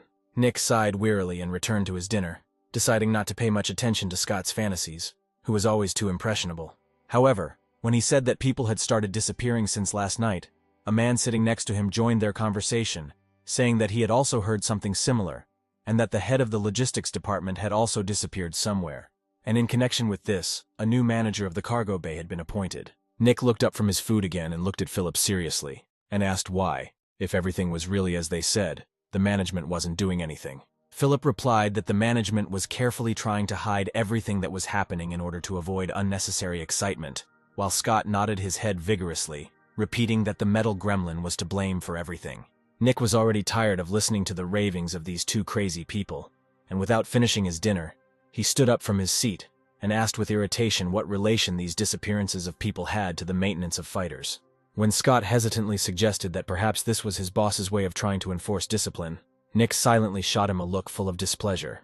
Afterwards, he headed towards the entrance, throwing out a parting word that they shouldn't get involved in this matter. In the darkness of the landing bay, the quiet sound of working instruments could be heard. Nick found his friend, who, despite the late hour, was still working on his plane. When he said he was going to get something to eat and asked if Scott should grab something too, Scott, without looking up from his work, replied that he didn't need anything, instead asking Nick to grab some synthetic alcohol with him. After listening to his friend's request, Nick nodded and headed towards the exit, leaving Scott alone. He didn't look up for a minute, trying to finish everything as quickly as possible. Suddenly, he heard Nick's voice asking him to come over for a couple of minutes. Scott was momentarily confused and replied that he was a little busy at the moment and wouldn't be able to come over. Then Nick repeated his request, saying that it wouldn't take long. The man really didn't want to take a break from work, so this request irritated him. As he pulled out from under the plane, he swore that if Nick had called him over some trifle, he would not be shown mercy later. He sat down on the floor and began to look around, trying to find his friend, who was calling him so actively. When Scott didn't find him, he was puzzled as to why he had been called, and why he had gone off somewhere himself. Suddenly, Nick's excited voice came from behind the open door of the maintenance room, urging Scott on. He rose to his feet and, coming closer, looked inside uncertainly. Not daring to go inside, he asked in confusion what Nick was doing there, especially without light, to which he was told that he was looking for something and needed help. The man sighed heavily and stepped inside, taking his flashlight out of his pants pocket. He walked deeper into the room and, with the help of a flashlight, tried to figure out where his friend was. Suddenly, a strong, disgusting smell of rotten fish hit his nose. Scott immediately covered his nose and mouth with his hand to somehow protect himself from this stench. Continuing on his way, he called out to Nick, asking where he was. Suddenly, he felt like he had stepped on something. Because of this, he fell to the floor with a bang. He grunted in pain and rubbed his bruised forehead. It was only at this moment that the thought occurred to him that this situation was too suspicious. He glanced towards the flashlight lying nearby, thinking that even if he used it, it would still be practically impossible to see anything in such darkness, and his friend was going to go to the dining room, but not here. Thinking about the dining room, his memory flashed back to their dinner conversation about the missing people on board and the metal gremlin. Hearing quiet footsteps behind him, he called out to Nick, asking if it was him. In response, he heard only someone's quiet laughter, which filled Scott with wild horror. But before he could even do anything, a powerful paw grabbed his face. Smiling ominously, Edward said in Nick's voice that this was his end. From behind the walls of the maintenance room, Scott's heart-rending death screams could be heard as our hero devoured him alive, enjoying the suffering of his victim. 20 minutes later, Nick returned and called out to his friend, saying that he had brought alcohol. However, he did not find Scott in his place, only his tools set aside. Confused by this, he looked under the plane, knowing full well that his friend was not one to give up halfway through. Suddenly, Nick heard Scott's voice shouting that he was in the maintenance room. He stopped at the entrance to the adjoining room and asked in bewilderment what Scott needed there. His friend told him that he needed to find something here and that help wouldn't hurt. Nick clicked his tongue in displeasure and stepped inside. Lighting his way with a flashlight, he tried to find his friend, but he became strangely quiet and suddenly stopped. A few steps away from him, he found someone else's flashlight on the floor. The man did not understand where it could have come from, and squatting down, reached for it. At that very moment, he felt some liquid drip onto his neck. Nick put his hand behind his head and touched his neck to check what it was. However, when he looked at his bloody palm, his eyes widened in horror. The man pointed the flashlight upward and froze in shock. A bloody Scott looked at him lifelessly from the shelf, holding the severed head of his first victim. Edgar, in Scott's voice, said that he was here. Nick couldn't bring himself to move because of such a terrible picture. The last thing he thought about in the moment before he died was that Scott had been right. The enemy was already here. As he devoured the second man's body, Edgar thought contentedly that he simply had a talent for fishing. He simply loved his new ability, imitation. It made his work much easier, and allowed him to remain in the shadows until the very end, without giving himself away in any way. In the cargo hold, among the creatures that Bill had stored in that container, Edgar also discovered red worm larvae, giant earthworms that mostly live on desert planets. They had the ability to imitate the sounds made by other living creatures. Some believed that these worms had evolved to become more effective at hunting other creatures in harsh environments. Having eaten them, our hero also acquired this ability, but it was significantly inferior to its original. Setting some restrictions, he could only imitate the voice of his last victim. He lifted Nick's head towards him and opened his mouth, deciding that even so, this skill had helped him a lot. He devoured both of his victims, leaving only pools of red blood behind him. After Edgar came out of there and licking the blood from his paws, our hero decided that tomorrow he would have dinner with Peter from the catering establishment. Finding a ventilation hole near one of the walls, he quickly unscrewed the bolts on the grate, after which he climbed inside, thinking that he would need to visit Ray, because he had not visited her for quite a long time. So before returning to the nest, he decided to go to the laboratory. Suddenly, a familiar thin voice sounded in his head. Edgar touched his neck in bewilderment. He could never even imagine that he would be able to communicate with creatures that speak through waves, using this extrasensory organ. Straining, he tried to greet Ray. She heard him and said that she was still hungry today and really wanted to eat. Edgar was pleasantly surprised to notice that her vocabulary had increased significantly since their last meeting, and assumed that the psionium had some effect that he was not aware of. As he moved on, our hero apologized to Ray, saying that it would be quite problematic to get food today. When the amoeba asked what the difficulty was, Edgar replied that people could catch him. It hurt him to hear his friend's sad voice, but he could no longer use the old passage. After the head of the research team's body disappeared, the head of security increased the lab's security to the maximum, and now even the ventilation ducts were at risk of detection. It is for this reason that he has not been able to bring Ray bars for several days now. All he was capable of doing in the current situation was talking to her.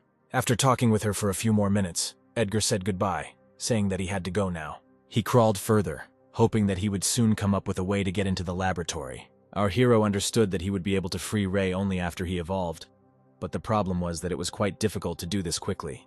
Typically, the user in the game had to kill at least 10 representatives of 2 intelligent races and obtain gene essences from them. This was the only way to move to a new stage of evolution. But since there were only people on this ship, its evolution was impossible under the current conditions. Suddenly, with the help of his hypersensitivity, he noticed someone. Directly below him was Richard, talking to someone on his earpiece. Edgar listened carefully to his conversation, trying to figure out who the head of the crisis management department was talking to. He, not noticing the stranger's presence, continued on his way, telling his interlocutor that for now everything was going according to plan, and there was nothing to worry about. Hearing that the order had come from the chief, Richard paused for a moment, and his face showed great surprise. But a moment later he sighed heavily, and closing his eyes, said that he had no right to question the decisions of the top brass. He then went on to say that in any case the ship would arrive at Planet 08 according to plan. Edward could not contain his surprise when he heard that all of Captain George's orders were being written down. Richard stopped at the door to the conference room and placed his hand on the scanner, telling his interlocutor that he was happy to fulfill the U family's field.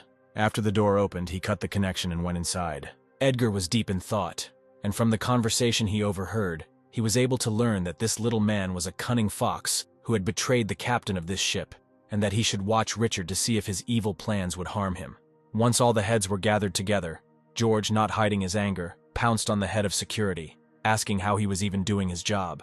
Pavel just lowered his head in shame, dropping more apologies. This infuriated the captain even more, and he furiously shouted that all this time he had only heard empty apologies, and their meeting with the pirates was in only 2 days, and they still hadn't figured out anything at all. The head of the security department bowed and said hesitantly that they had increased the number of surveillance cameras in security, but George was no longer listening to him. Turning in the other direction, he called out to the head of the navigation department, asking how many people were already missing. He replied that including the former head of the logistics department, there were 8 people. Edgar, as usual, watched from above as the ship's leader raged in despair. Holding back the giggles that were bursting out, he was even ready to sympathize with this man, because they had no way of knowing that the enemy was constantly near them. Having cursed everyone present, George sank down into his chair, exhausted, and closed his eyes wearily. Suddenly, Richard said that he had also checked everything, and had come to the conclusion that the head of security had done everything he could, and that he should not be blamed. George looked at him with a look full of irritation, and asked why Richard was protecting him when the criminal was still freely roaming their ship. In response, Richard said with emphasis that the captain should calm down and listen carefully to what he was about to say. After that, he rose from his seat and explained that by human standards, no man would be able to cover his tracks after all the crimes he had committed, even though the metal gremlin was just a rumor. But perhaps they were really attacked by someone whose existence they did not even suspect. These words of Richard made our hero tense up. Here Michael intervened, and said that all this time there was an artificial intelligence on their ship, and if there really was some kind of foreign living creature here, it would have been discovered long ago. Richard replied in a serious tone that he had served in the army, and was well acquainted with the principle of operation of AI. Afterwards, he reminded everyone that in the container that the former head of the logistics department had brought with him, all the cryo chambers were broken and emptied. Frowning, he asked where those who had been imprisoned in them all this time had gone. Pavel and Jacob tensed up. No one present had an explanation for this, of course, with the exception of our hero, watching from above. Hearing Richard's words, he realized that he had made a serious mistake. George sighed wearily and said with a skeptical expression that even if we assume that there really is a space monster running around their ship, then how will Richard explain where this very monster is wandering, since no one has seen it? The head of the Crisis Management Department stood up from his seat and pointed somewhere, saying that there was one more place they had not inspected. Everyone followed his direction with their eyes and looked at the ventilation hole in the ceiling with bewilderment. Richard explained that the ventilation ducts were located along the perimeter of the entire ship, and their height was about a meter, which ensured fairly comfortable movement along them, considering that the metal gremlin was no more than 80 centimeters high. But despite this, it could single-handedly destroy an entire battleship. As soon as the conversation turned to this, our hero immediately crawled away, but so that he could hear the conversation from below. He thought with displeasure that he should have taken the risk and destroyed this guy earlier, while he had the chance. Meanwhile, in the conference room, everyone began to look at each other, thinking about what to do. Richard suggested to just take this monster alive if possible, and hand it over to the NS. This way they could avoid their wrath as well. He explained that if they could establish that it was the monster that ate Alex, then it would actually work. When Jacob asked what they should do with the pirates then, to which, since there would still be no body by that time, they would have to fight. George thought carefully about all the information he had received. Looking at Richard, he asked how many soldiers he would need, to which he replied that out of 8 squads he would take 6 men. The captain nodded in agreement, giving his approval to check the ventilation shafts. Hearing this, our hero, with blazing rage in his eyes, turned around and walked away. There was no point in him listening to this conversation any longer. As he got rid of more screws, he reflected that his existence had been unknown for a long time, and that sooner or later he would have to face such a situation. Having climbed out of the ventilation pipe, he carefully returned the grate back. After that, he jumped down into his shelter. He understood that now he would have to make an important choice. If he left his nest, he would have nowhere else to go. The corridors were stuffed with cameras, and the ventilation shafts would also become unusable. Leaning back into the green swamp created from his own acid, Edgar weighed whether it was better to run or try to resist. The green liquid pleasantly enveloped his body, helping our hero to relax. As soon as he closed his eyes for a moment, the image of Richard appeared before him, revealing his existence to everyone. This man awakened in Edgar an unusually strong rage that he had never felt before. He was infuriated by this man's proposal to take him, amorph, alive, like some wild animal from a very ordinary planet. For our hero, this race meant a lot. Its representatives could bite the neck of their enemy, even if all their limbs were cut off and only one head remained. Richard's words deeply hurt Edgar. A furious roar erupted from his mouth. Our hero was determined to use every possible means to show the humans the true greatness of Amorph. He placed his paws on the green surface, activating his abilities. In a couple of moments, a huge red puddle formed beneath it, from which red threads rushed to all the pipes. Using the communications allowed him to know what was happening on the entire ship at once. Thus, he learned that the ship's personnel had already begun searching the ship, starting with inspecting the compartments and ending with tracking the location and movement of enemies. If we assume that the ship cutting through space was a living being, then Edgar could equate himself to a parasite living in the brain, capable of intercepting all incoming information. The ship's captain and department heads quickly moved to the command compartment. The hero assumed that Richard would take command as the responsible person for this plan. His armed soldiers had already penetrated the ventilation pipes and began to explore them, dividing into several groups of 2 or 3 people. With all this information, Edgar had already managed to determine the main points of his plan. He decided to figure out everything else as he went along, depending on the enemy's movements and weapons. Smiling, our hero went to greet his guests. Meanwhile, all the soldiers had already taken their positions, and the leader of Team A announced that they were beginning the operation. The communications officer from the task force contacted the captain of Team B and asked for a status report. B1 reported that everyone was in position and also ready to begin the operation. In response, Ethan informed B1 that the connection was too bad and said to study everything carefully again. Richard and George watched everything closely through the cameras. Richard was completely convinced that a monster was behind Alexa's death, although he was originally supposed to eliminate her himself. His basic plan remained unchanged, only now he needed to reduce the number of variables as much as possible, and not allow anything out of the ordinary to happen before the head of the U family arrived here. He was determined to get rid of the monster lurking on the ship before today was over. Without taking his eyes off the monitor, the communications officer informed A1 that there was a fork ahead where they needed to turn right. At 3, he said that the connection was still very bad, so he needed to check the equipment again and move on. He replied that he would contact Ethan as soon as he completed all the work. Richard, standing nearby, said that this route was very difficult and asked to tell the members of the reconnaissance team to move carefully. Ethan nodded and contacted the teams again, telling them to take their time and search everything thoroughly. Richard frowned slightly when he noticed something on the cameras. He turned his gaze to the communications officer and reported that the camera at B3 was showing the same picture. Ethan replied that he would pass it on right away. He then looked down at the cameras and contacted B3, asking him to check the camera. But there was no answer, so Ethan repeated his request again. A few moments later, the image from camera B3 changed and began to move, and the soldier himself responded that everything was fixed. The signalman contacted B2, telling him to link up with B3, who was behind him, and continue moving. Using sensors, it was clear that soldier B2 had turned around and was heading towards his lagging partner. B3 slowly moved towards him. Less than a minute later, they collided. As soon as this happened, everyone heard heart-rending screams that terrified the heads of departments in the headquarters. Richard leaned forward slightly, keeping his eyes on the cameras as B2 shouted that it was here. But immediately after that, the connection with the soldier was broken. The man gritted his teeth. Everything went completely differently than he expected. Ethan tried to contact B3, finally losing contact with B2. He replied that the creature had dragged B2 away. The communications officer said that the cameras couldn't see anything, and asked for details.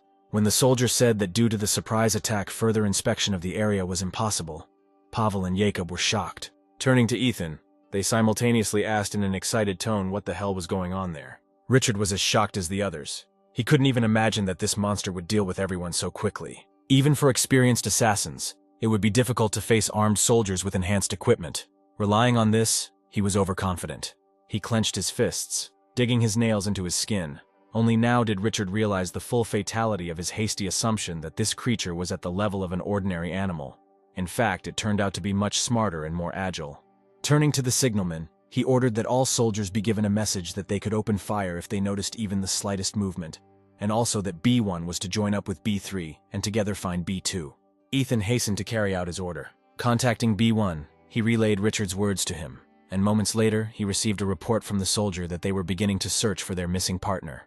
Richard, meanwhile, was trying to come up with a way out of the current situation, because it was quite obvious that if everything continued in the same spirit, then all the soldiers would simply die and their sacrifice would be meaningless. He could not allow this. Through the sensors, everyone watched as B3 moved towards B1, which was waiting for it. At that moment, Richard's attention was drawn to the excited voice of V1, who reported that he heard something nearby and asked what the sound was. The soldier explained that he was unable to determine the target being determined due to the fork in the road. When moments later the soldier corrected his report that the source of the sound was B3, Richard breathed a sigh of relief. Ethan also couldn't help but let out a sigh of relief and told B1 to report to him once he had teamed up with B3. However, when there was no response from the soldier, the excitement returned. A few moments later, B1 informed everyone that their enemy had taken B3. Richard immediately put on Ethan's equipment and contacted the soldier, informing him that the head of the department was currently in contact with him and asked for a more detailed report of the situation.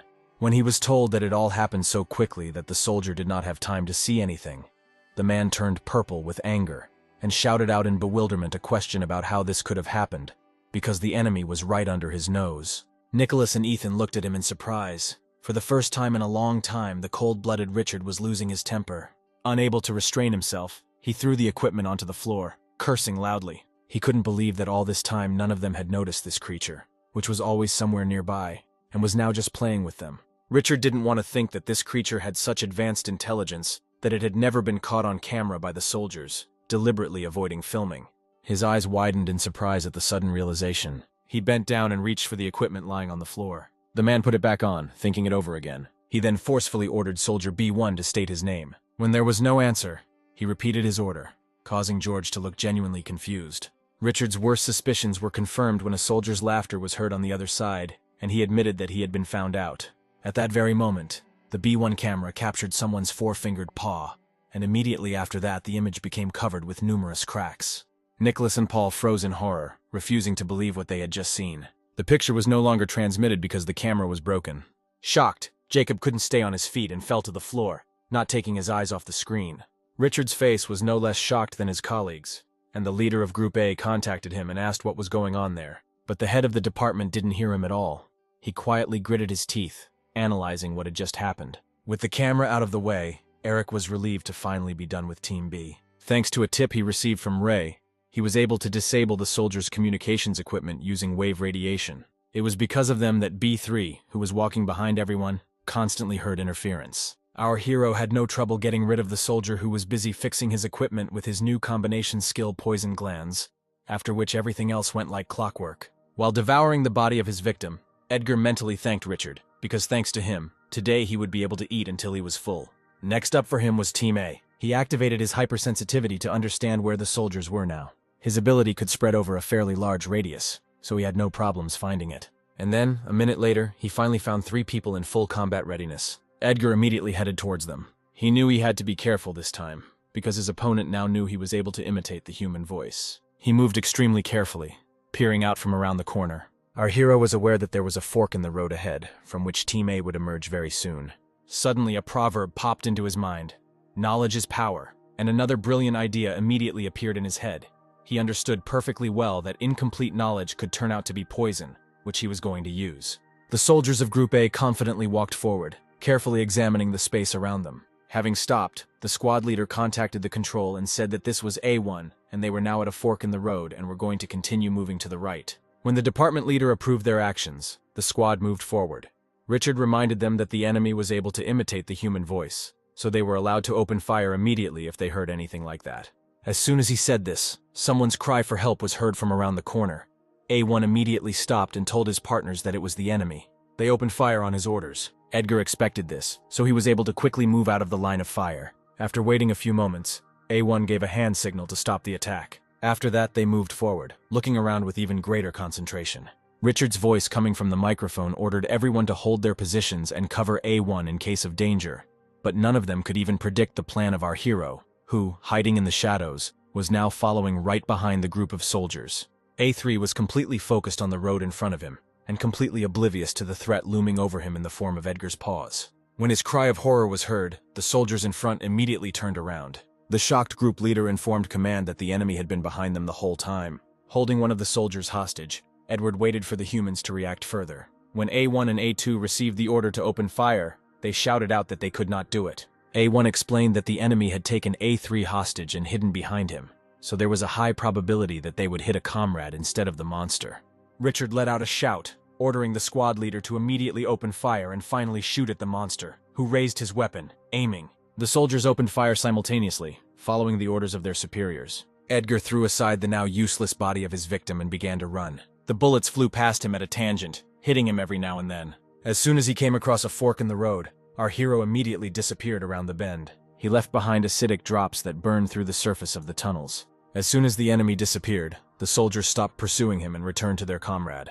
A1 informed his superiors that A3 was in shock and urgently needed an injection. While administering the drug to his comrade, the group leader reported every action to Richard. A few moments later, A3 let out a sigh of relief and lost consciousness. Having reported this, A1 announced that they were now going to continue the mission. By chance, his gaze caught on something that caught his attention. He pointed out to his partner a green acid stain on the floor and suggested that the monster was injured. He trembled slightly with horror. He was even afraid to remember the terrible monster they had encountered a couple of minutes ago.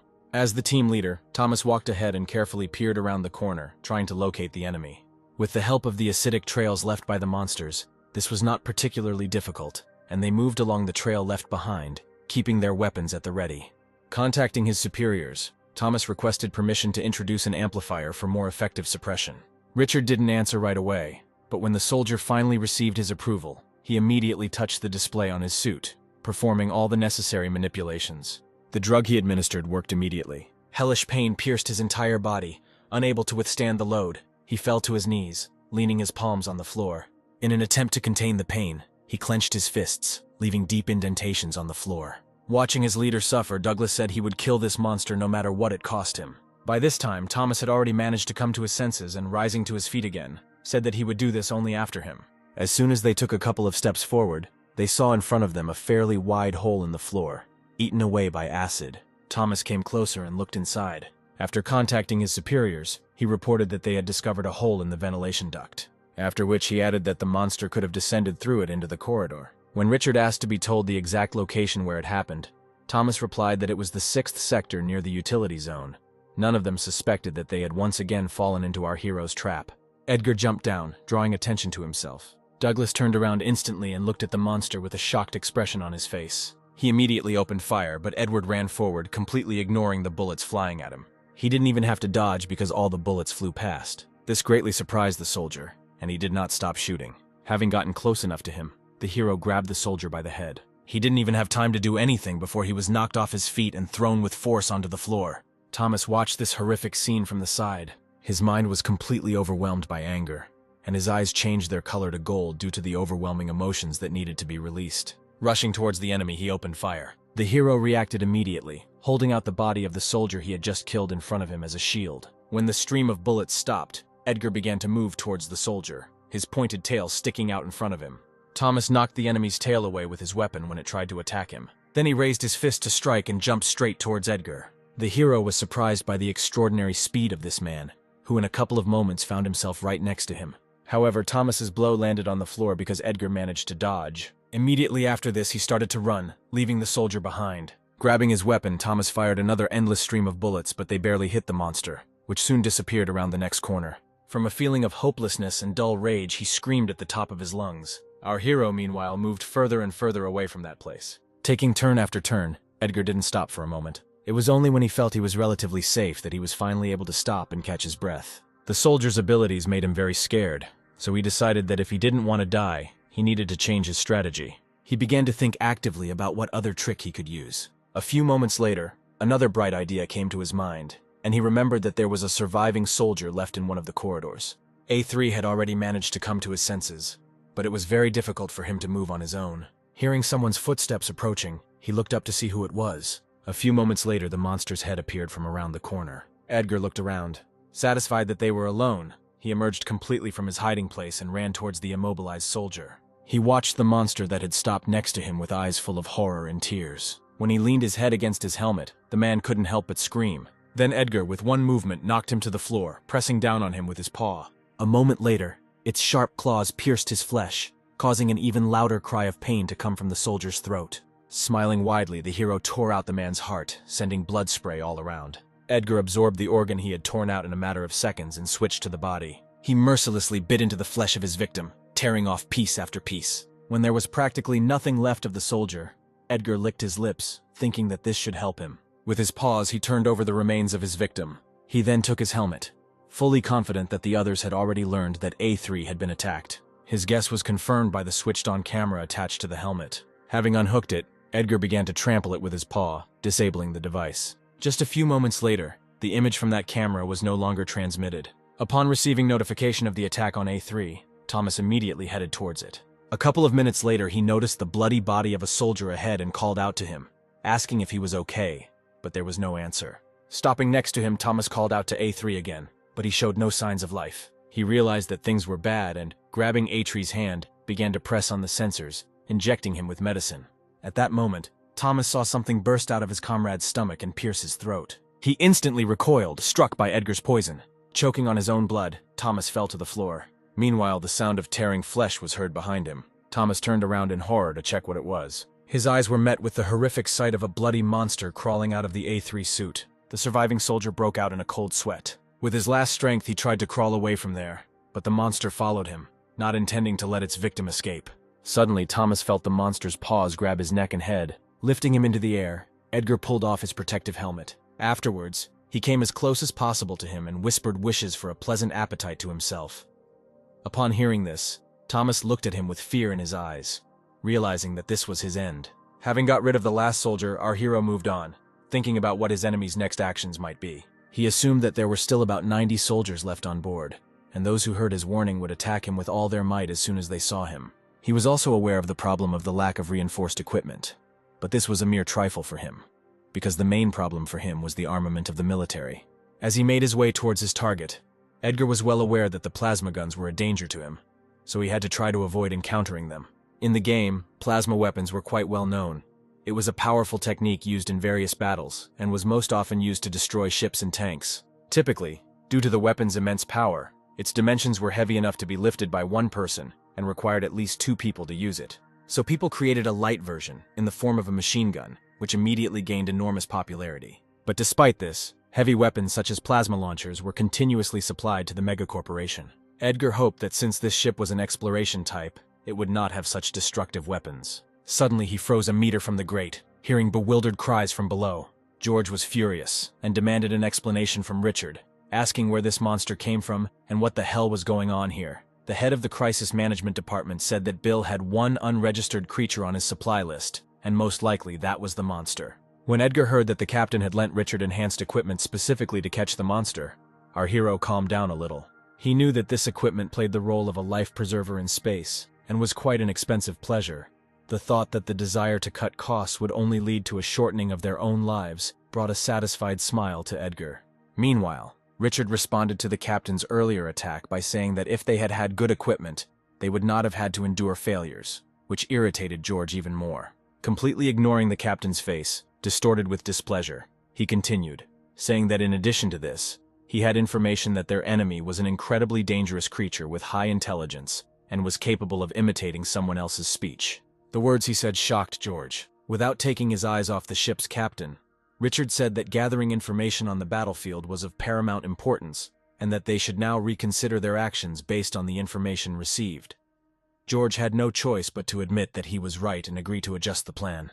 Jacob and Pavel understood exactly what was going on and rushed to intervene before something irreparable happened, shouting that they couldn't do it because this weapon was designed to fight pirates, and after using it, there would be practically nothing left of their ship. They would all simply die, finding themselves in open space. Edgar crawled closer, listening to the conversation with interest. Thanks to the convenient location of the ventilation hole, he could see everyone present and determine his next victim. His choice fell on the director of the laboratory, who exhausts Ray day after day. He raised his paw over the bars, deciding that there was no point in delaying any further. The next moment, under the pressure of our hero, the grate flew off to the side with a crash. The sound caught Richard's attention, who immediately turned around to check what it was. Edgar, who had flown out of the ventilation, immediately attacked the laboratory director and began to bite into his head, not paying attention to his heartbreaking screams. The department heads who were nearby, having become involuntary witnesses to such a cruel scene, recoiled in fear, not taking their eyes off the enemy. When Edgar was finished with his victim, he chose the next one and pounced on it. Loudly, screaming in horror that there was a monster here, Jacob rushed away. Ethan did not hesitate and immediately decided to report what was happening here to all the other crew members. But before he could say a few words, Edgar's sharp tail pierced his throat, making it impossible for him to say anything. As he pulled the tail out of its body, red blood gushed out of its punctured throat. Suddenly, our hero felt a piercing pain. Turning around, he saw that they were shooting at him. At that moment, images of his possible terrible future burst into his head. His eyes widened in fear as he realized that his fears about the plasma cannon had been confirmed after all. Edgar turned his gaze to Richard standing in front of him. Now he knew that this man had with him that very colossally expensive, but light and deadly weapon. If you attack him in the head or chest, then the instant death of the enemy will be guaranteed for sure. Richard himself also kept his eyes on him, holding an ordinary gun at the ready. Suddenly his eyebrows drew together, frowning. He threw his weapon aside, saying with displeasure that since the monster had noticed, there was no point in continuing this circus, after which he reached for something in his inner cloak pocket. Under the puzzled looks of Jacob and George, he took out a plasma gun from there. At the sight of her, our hero slowly backed away. Richard chuckled and said that although he didn't know what Edgar was, he had a wild feeling of déjà vu. His smile grew wider and his eyes grew wilder as he said that this was the second time he had encountered a monster that could use multiple abilities, just like his mistress, Maria Yu. Having said this, he fired the cannon. Our hero managed to dodge the deadly attack at the last moment, and the laser charge simply shattered on the stone slab. But Richard didn't stop there. He continued firing the cannon at the monster, hoping to hit it. Using his instincts, Edgar successfully avoided each of the attacks, moving towards the shelter he had noticed earlier. As soon as he disappeared behind one of the tables, Richard stopped the attack and said that during this time they had already managed to go through a whole host of options of who their enemy really was. Edgar didn't listen to him at all. Finding himself safe, he was breathing heavily, realizing that he was on the verge of death. But panic quickly gave way to a smile, at the thought that in any game there are always risks, and the only possible winner every time was he, Amorph. So no matter what happened next, our hero was completely confident in his victory this time too. Usually in his past world, everyone depicted predators like bears, lions, and wolves as symbols of terrifying violence. But in reality, everything was completely different. Edgar considered the real predator to be the one who rationally assessed his strength and avoided a fight if it was beyond his strength. Playing as Amorph, he firmly learned that cowardly caution was the main distinguishing feature of a predator, because no matter how strong the characteristics were, everything would be useless if you were not careful. When Richard fired again, Edgar barely had time to duck. Activating his hypersensitivity, he noted that his opponent was indeed good. The hero analyzed Richard's indicators, assessing his current condition. A few moments later, he could already say with certainty that this man smelled exactly like him, an experienced predator. Avoiding further attacks, Edgar jumped behind another table, hiding there. But this shelter did not serve him for long, because the next moment another laser beam flew past him, burning through the metal. George couldn't stand to watch Richard fire indiscriminately, destroying everything around him, and shouted that he shouldn't forget that they were now in the central hub of their ship. He glanced in his direction and said with displeasure that he was already acting with the utmost caution. Having said this, he returned to the battle. Dropping to one knee, Richard fired again. Edgar managed to rush past him and, without being wounded, hide behind a new shelter. The man clicked his tongue in irritation. He was already getting pretty fed up with the monster's evasiveness. Carefully peeking out from behind his cover, he looked at Richard. Thanks to the activated ability, the hero realized that it was a trick. Taking advantage of the delay, the head of the Critical Situations Management Department called for reinforcements, reporting that the monster was attacking the operational headquarters on the bridge. Only now did Edgar figure out his plan. All this time this man was shooting at him as if he really was going to kill him. But it was just a test. He planned to stall for time to keep the captain safe. Suddenly a predatory smile appeared on his face.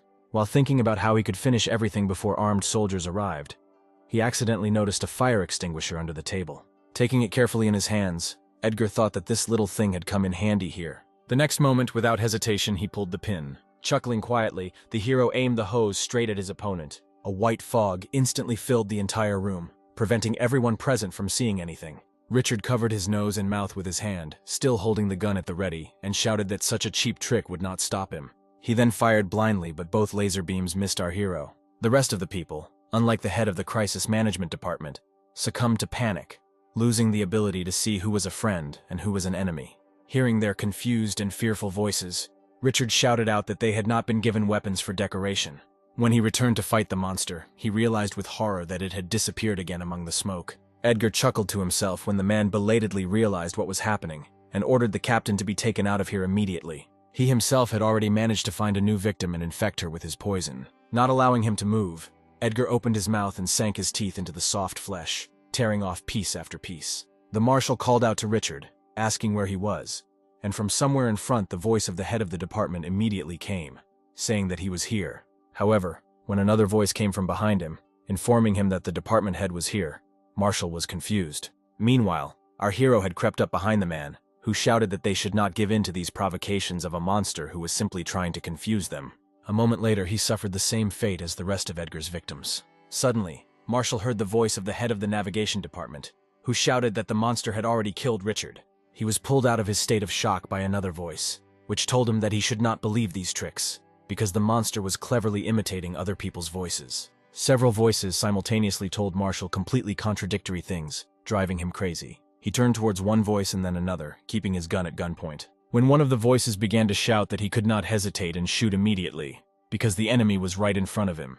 Not knowing who to believe, Marshall closed his eyes, sent everything to hell, and fired. A few moments later, a quiet curse was heard from the side. Richard miraculously managed to step aside in time, sacrificing his arm. Hissing in pain, he looked at his burned hand, assessing the damage. Feeling a presence behind him, he immediately turned around. Richard fired twice immediately, finally finding the enemy's location. Edgar didn't expect the enemy to be able to notice him, so one of the lasers managed to hit him before he dodged the attack. He turned around and ran in the opposite direction. Noticeable changes began to occur in his body. On their backs, two small appendages sprouted large wings. Opening them, he jumped up and turned in the air, rushing towards his opponent, growling furiously. He froze in shock as Edgar's speed increased significantly. Before Richard could even comprehend what had happened, his head was torn off his shoulders. His dead body fell limply to the ground. Our hero landed a few meters away from him. Leaving behind bloody traces, the hero moved on. Noticing someone's silhouette in the thick fog, the marshal pointed his weapon at him and hesitantly asked who it was. When the monster emerged from the fog, his body broke out in a cold sweat. But as soon as the monster came close to him, a loud scream came from Marshall's mouth, and a grimace of horror froze on his face. Richard's bloody face looked out from the monster's mouth, his eyes wide and surprised.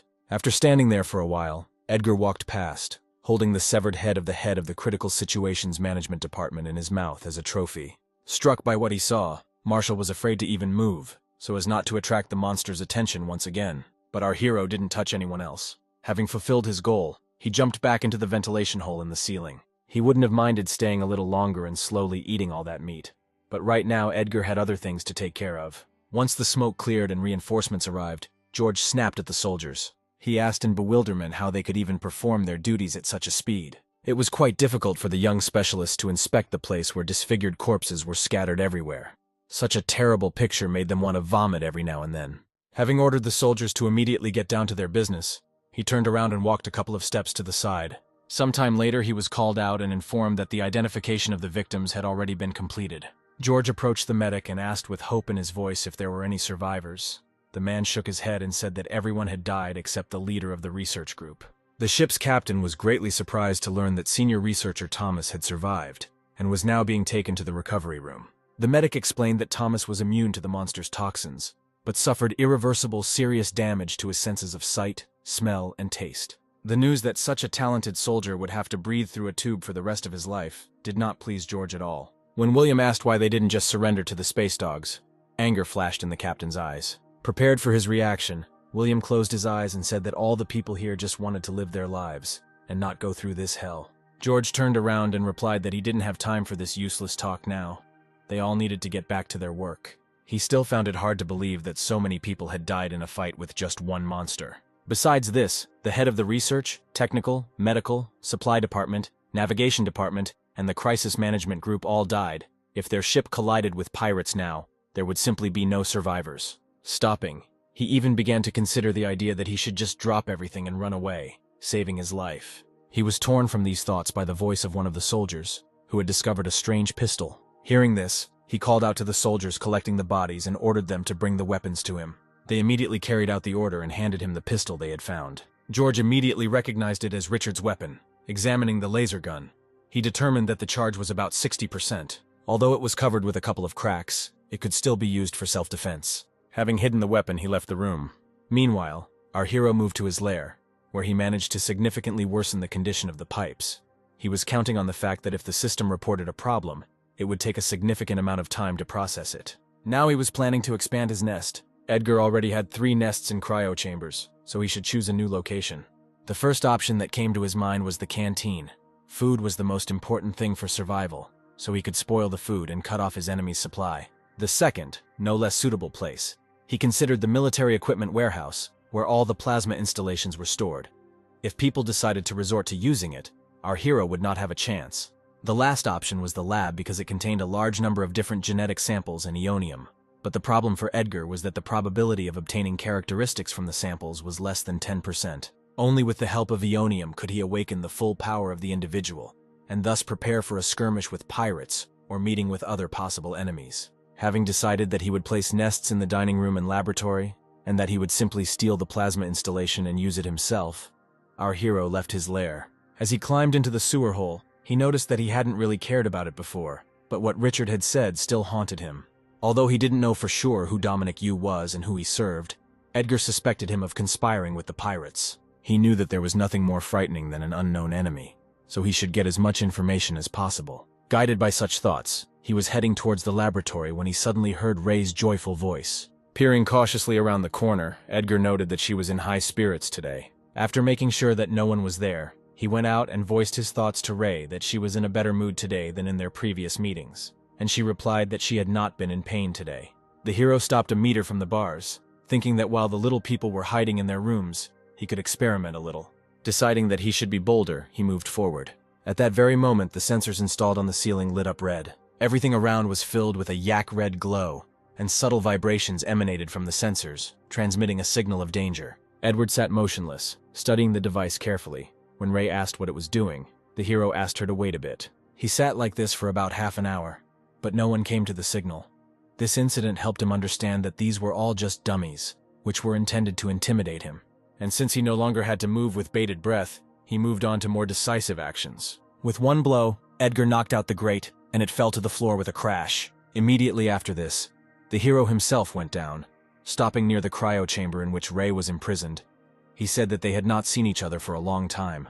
Edward looked at her carefully and noticed that the color of her body indicated that she looked quite healthy. He was worried that if he just left her here, she would die of starvation, so it would be better to take her with him. Without taking his eyes off Ray's pink body, who was cheerfully waving her paws at him, the hero thought about the fact that, thanks to its characteristics, the bubble amoeba is not picky about food and is immune to toxins, so it can be safely left in the nest or taken with you. Turning to Ray, he asked if she wanted to leave here, and she asked with confusion where to get out from.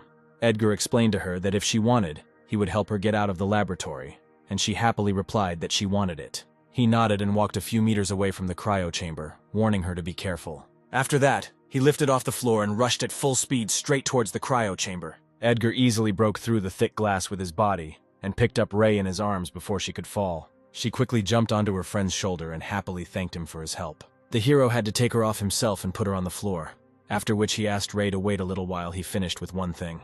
When she asked where he was going, Edgar replied that he was going to make a nest. Having explained everything to her, he immediately got down to business. Opening his mouth, he ejected a strong stream of green liquid.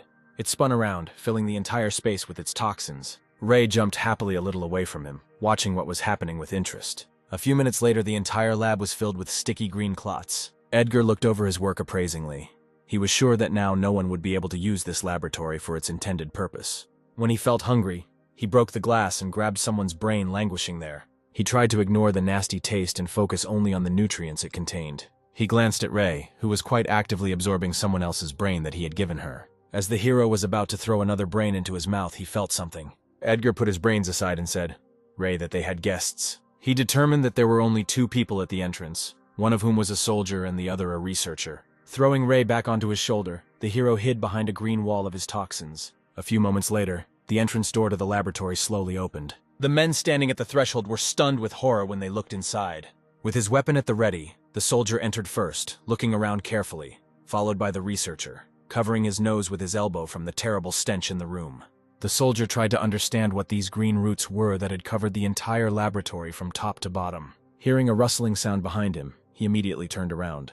As soon as Edgar rushed at him, the soldier immediately opened fire, but this ordinary weapon could not cause significant damage to our hero. The soldier screamed in fear as the monster loomed over him. With one sharp movement, Edgar pierced the man's body. The poison instantly spread throughout his body, as evidenced by the rapidly swelling green veins on his face. Without bothering with it for long, Edgar simply threw it aside, removing his paw from its body. After that, he moved towards the researcher. Out of fear, he fell to the floor and crawled towards the wall, begging for help. But no one except our heroes heard his screams. Stopping near him, Edward grabbed the man by the head with his paw. He was about to kill him, but suddenly he heard Ray's voice screaming the word pain. The hero turned his gaze to her and saw that she was actively waving her paws, literally puffing with anger. It wasn't hard for him to guess that this man was one of those who participated in the experiments on her, and now Ray is angry at the researcher for hurting her. Suddenly an idea came to his mind. Touching his neck with his tail, Edgar injected him with his poison. After that, he lowered it back to the floor. The man looked at him with confusion as the monster brought Ray to him. She immediately understood what Edgar wanted from her and jumped from his arms, taking the form of a star right on the researcher's head. Having wrapped itself around his head, it began to actively absorb his body. Edgar watched this process from the side, taking a new vial with a brain in his hands. He was sure that the instant death that the soldier received was much better than the death of the research from the melting of the head. Deciding it was none of his business, he ripped the lid off the jar and poured someone's brain into his mouth. As soon as he absorbed this brain, a blue system window appeared in front of him.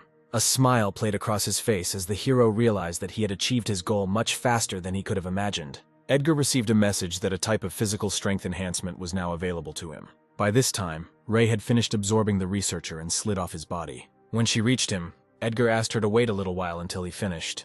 After that, he pressed the select button and applied the type change. At that very moment, significant changes began to occur in his body. The muscles in his legs became significantly larger, and his torso became even longer, increasing in size. Ray watched this process with surprise. When she saw that Edgar began to grow, she beamed with joy and joyfully shouted that her friend would become even bigger. A couple of minutes later, our hero's transformation was finally complete. A joyful Ray jumped around him. Watching her, Edgar noted with surprise that she had grown up, which he told her, but she did not understand what he meant. Then he explained to her that she had become an adult. Hearing this, she joyfully jumped up and down. Edgar watched her, thinking that if she was like a liquid, then it was not entirely correct to apply that statement to her as a biologically immature individual. Shaking his head, he decided to explain this to her when Ray learned to speak normally. Suddenly, he felt as if his body had become too heavy and hard for him. He only now noticed the changes that had happened to him.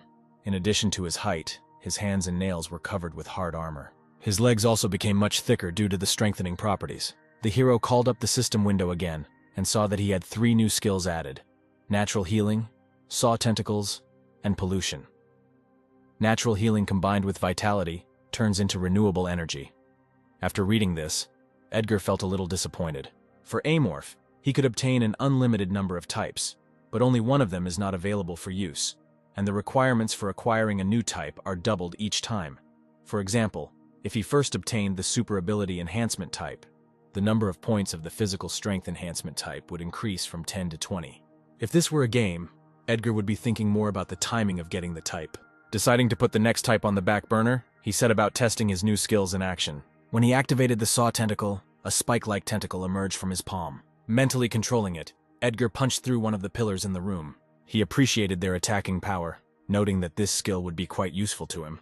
Next, our hero intended to try out the pollution ability. Having dropped onto his front paws, he released a stream of poisonous spores. A moment later, the floor a few meters away from him was almost completely cleared of green plaque, and deep traces from the flow of spores releasing acid appeared. Our hero liked this ability even more than the previous one. It was ideal for fighting a powerful enemy. After checking everything he wanted, Edgar headed to his next destination, Ray quickly rushing after him. She jumped on his shoulder and asked where they were going. The hero replied that they were heading to the hangar. He was interested to know how the crew members would behave now if they saw him in a new uniform. Would they burst into tears, or would they immediately run to the evacuation line? 20 minutes later, the ship's crew was running as fast as they could, trying to find shelter in a safe compartment. When the last person ran inside, Dmitri shouted to close the door immediately. Seeing that the person responsible for the doors was shaking with fear against the wall and repeating over and over that they would all die, Dmitri called out to him, hoping to bring the guy to his senses, but he heard absolutely nothing. Then he had to roughly push him aside. Afterwards, Dmitri himself grabbed the lever and pulled it down. The door immediately began to close rapidly. At the last moment, someone's paws reached into the slot, pushing the door back. Edgar didn't have to put much effort into making his way through. When he got inside, a beastly grin played across his face. Dmitri wanted to run away, but from fear he got tangled up in his legs and fell to the floor. Without taking his eyes off the monster, he slowly crawled back. Edgar, in turn, took a few steps forward, which caused even greater horror in his victims, forcing them to beg for mercy. But our hero was deaf to the people's pleas. With one movement, he chopped off several heads along with other limbs. Those who were further from the entrance began to run, hoping to save their lives. But when Edgar used his skills, all their hopes died along with them. With the last of their strength, someone tried to get out, knocking on the thick glass, but it was all in vain.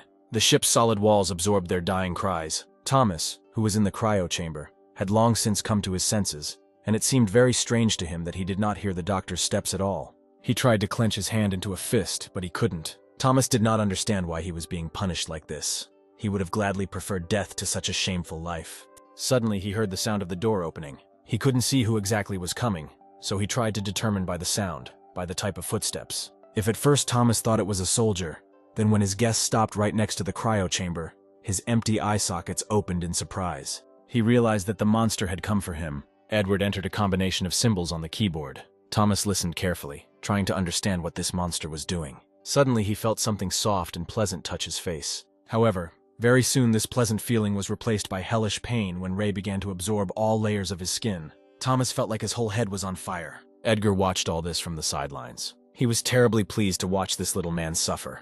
3 hours later, Ray finished and climbed out of the cryo chamber. Edgar was shocked that she ate a man whole. Without taking his eyes off her, he asked if her sense of revenge was now satisfied. But Ray did not understand what he was talking about, and asked what revenge was. He turned his gaze to the remains of the skeleton of the former soldier, and replied that when a person who caused pain is killed, this is usually called revenge. In response to this, Ray said that it was very tasty, which prompted our hero to think that she had absolutely no understanding of what revenge was, and he wondered whether she had not yet learned this, or whether he was simply born with it. Thinking about this, he wondered with apprehension whether Ray would eventually turn into a sea demon, especially given the increased interest of the researchers in her. In the game, sea demons, like bubble amoebas, lived only on sea planets, and their size usually exceeded 20 meters, and tentacles were hidden in their bodies. Due to the fact that the bubble amoeba resembled the sea demon in its shape, many game users suspected that the two species were related. As far as he remembered, as it turned out later, they were similar simply because the game company was bad at design, and that's why they looked like that. But unlike the game, now for Edgar everything was more than real. He was distracted from his thoughts by Ray's voice, who said that she was full.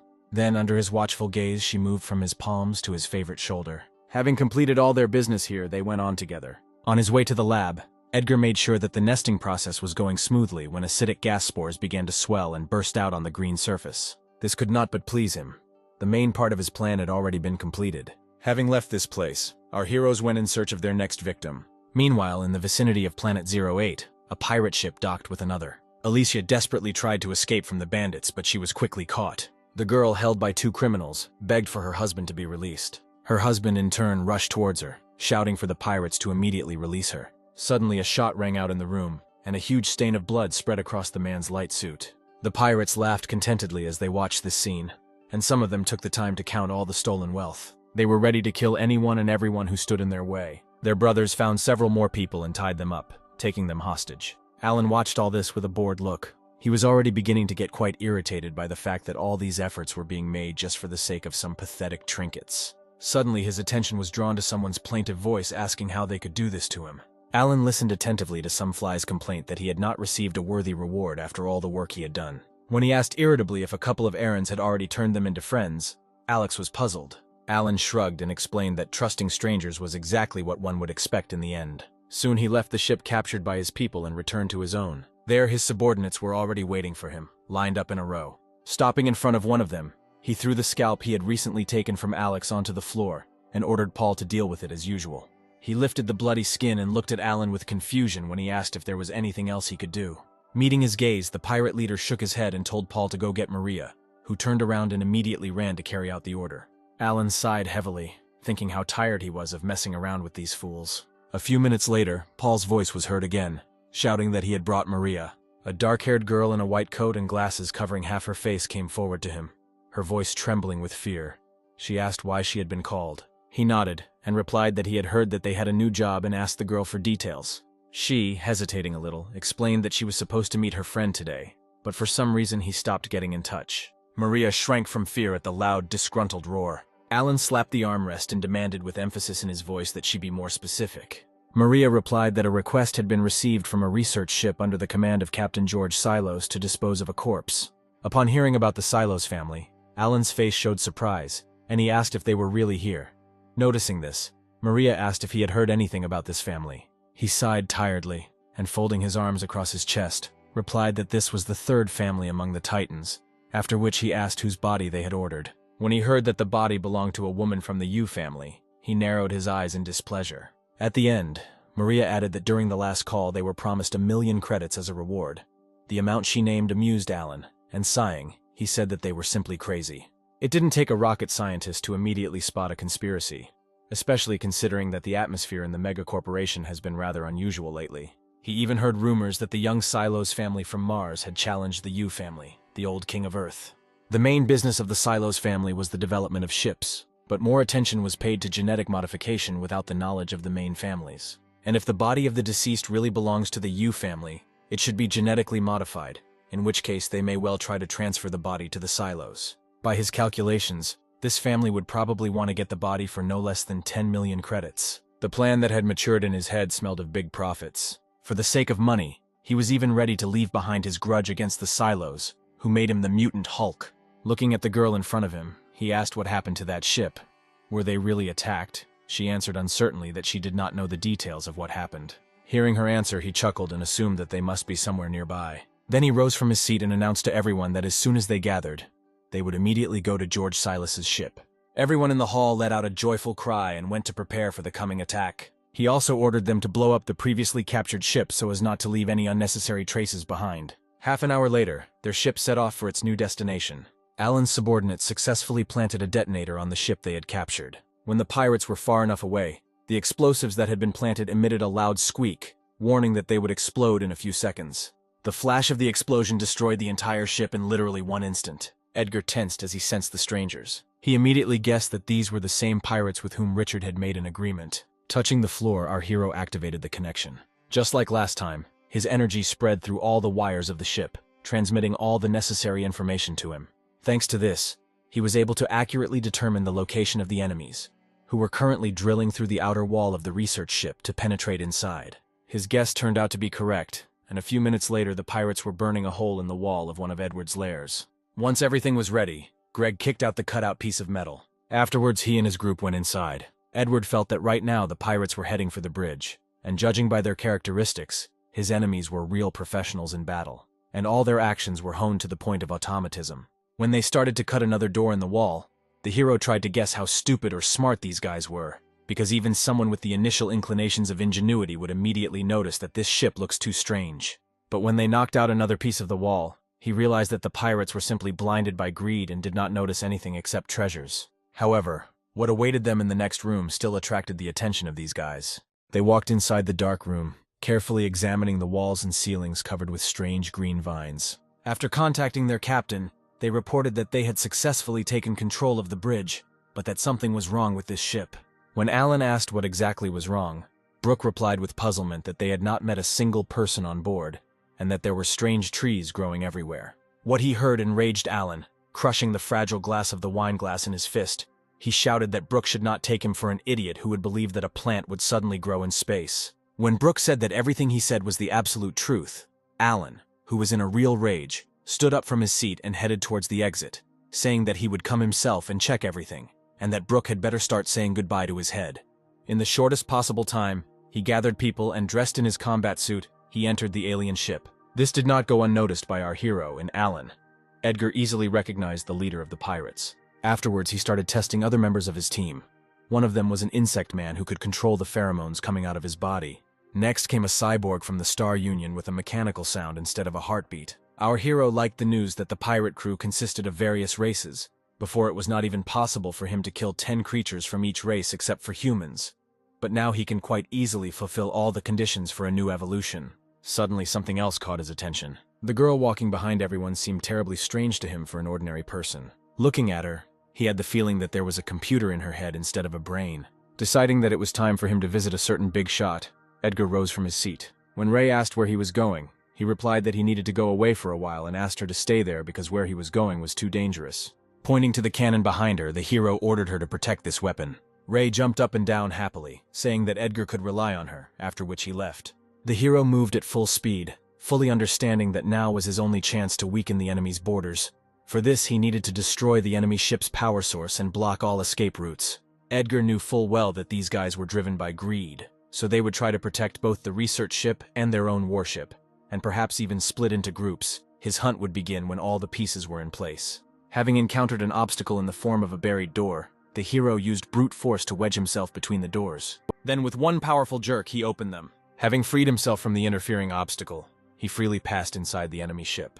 Looking around, Edgar got the impression that there was no security system at all here, because the pirates could hardly have imagined that one day they would come to rob them themselves. Deciding not to waste time, he activated his superpowers. Thanks to this, he was able to determine the location of the nuclear reactor in a matter of seconds. Luckily for him, he was not far from here. He did not encounter any difficulties on his intended route except for humanoid robots located in almost every corridor of the ship.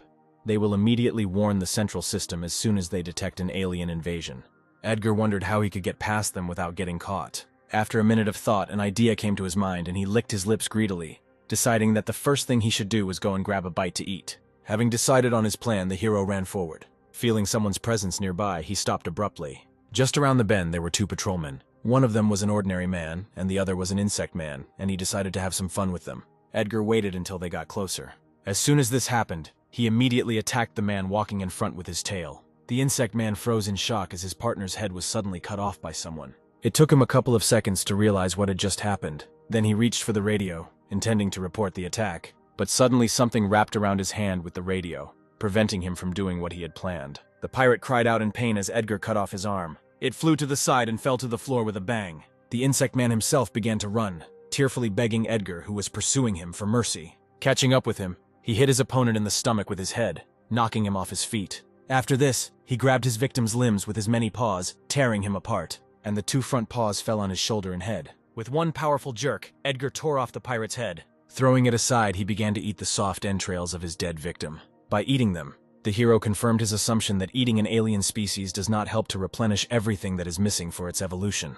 When a voice came from a nearby radio asking for a situation report, Edgar tore himself away from the body and reached for the device. Imitating the voice of the victim he had just eaten, he replied that everything was fine and hung up.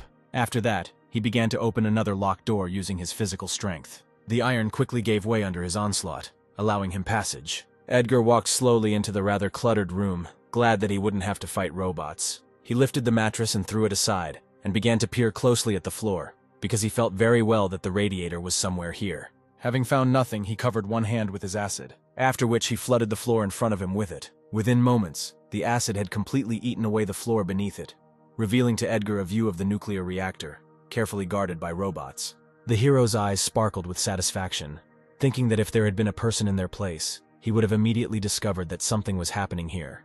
But since they were robots, not prepared to solve such non-standard problems, the task for him was significantly easier. Smiling broadly, he released a new portion of acid from his palm downwards. Meanwhile, on board the plane hijacked by pirates, a video recording was turned on, which showed many people missing some part of their body. When the recording revealed that their group leader was dead, someone started laughing hysterically, realizing that they were all going to meet the same end. Alan watched what was happening there with shock frozen on his face. His subordinates were in the same state and could not tear their eyes away from the monitor. Meanwhile, the picture changed again. The room filled with white smoke, followed by frightened screams from different sides, announcing that IT had penetrated inside. Some viewers couldn't stand it and grabbed their heads, trying to understand what was happening in the video. Alan himself had been asking himself this question all this time. From the very beginning, he noticed strange green plants everywhere and the complete absence of people on the ship. All this led him to the idea that this was a ghost ship. In order to gather more information, he asked his man to play the footage from the cameras. But so far all they saw were people without limbs or with limbs but not in their right minds. Alan didn't know what or who these people were fighting, but the fact that they were all in such a terrible state was truly terrifying.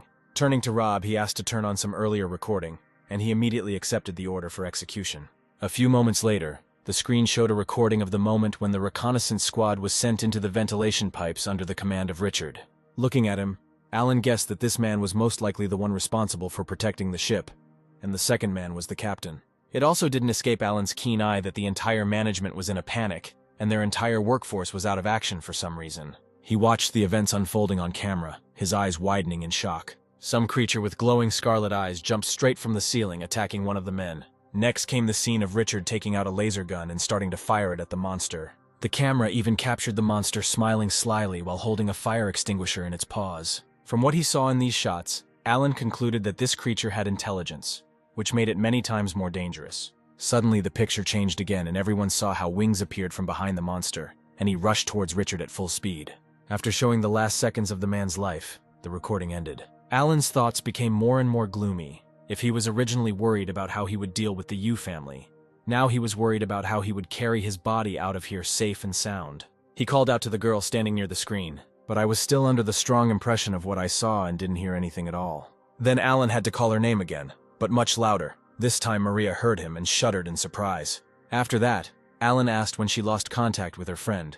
She, lowering her head, answered that it was yesterday. They initially planned to meet yesterday and discuss all the details, but the ship never arrived at the meeting place. The pirate captain listened to her carefully, trying to put the picture together. He had already figured out most of the details of the research ship on the way here, but the main problem was still that they knew practically nothing about this creature that had destroyed the entire crew.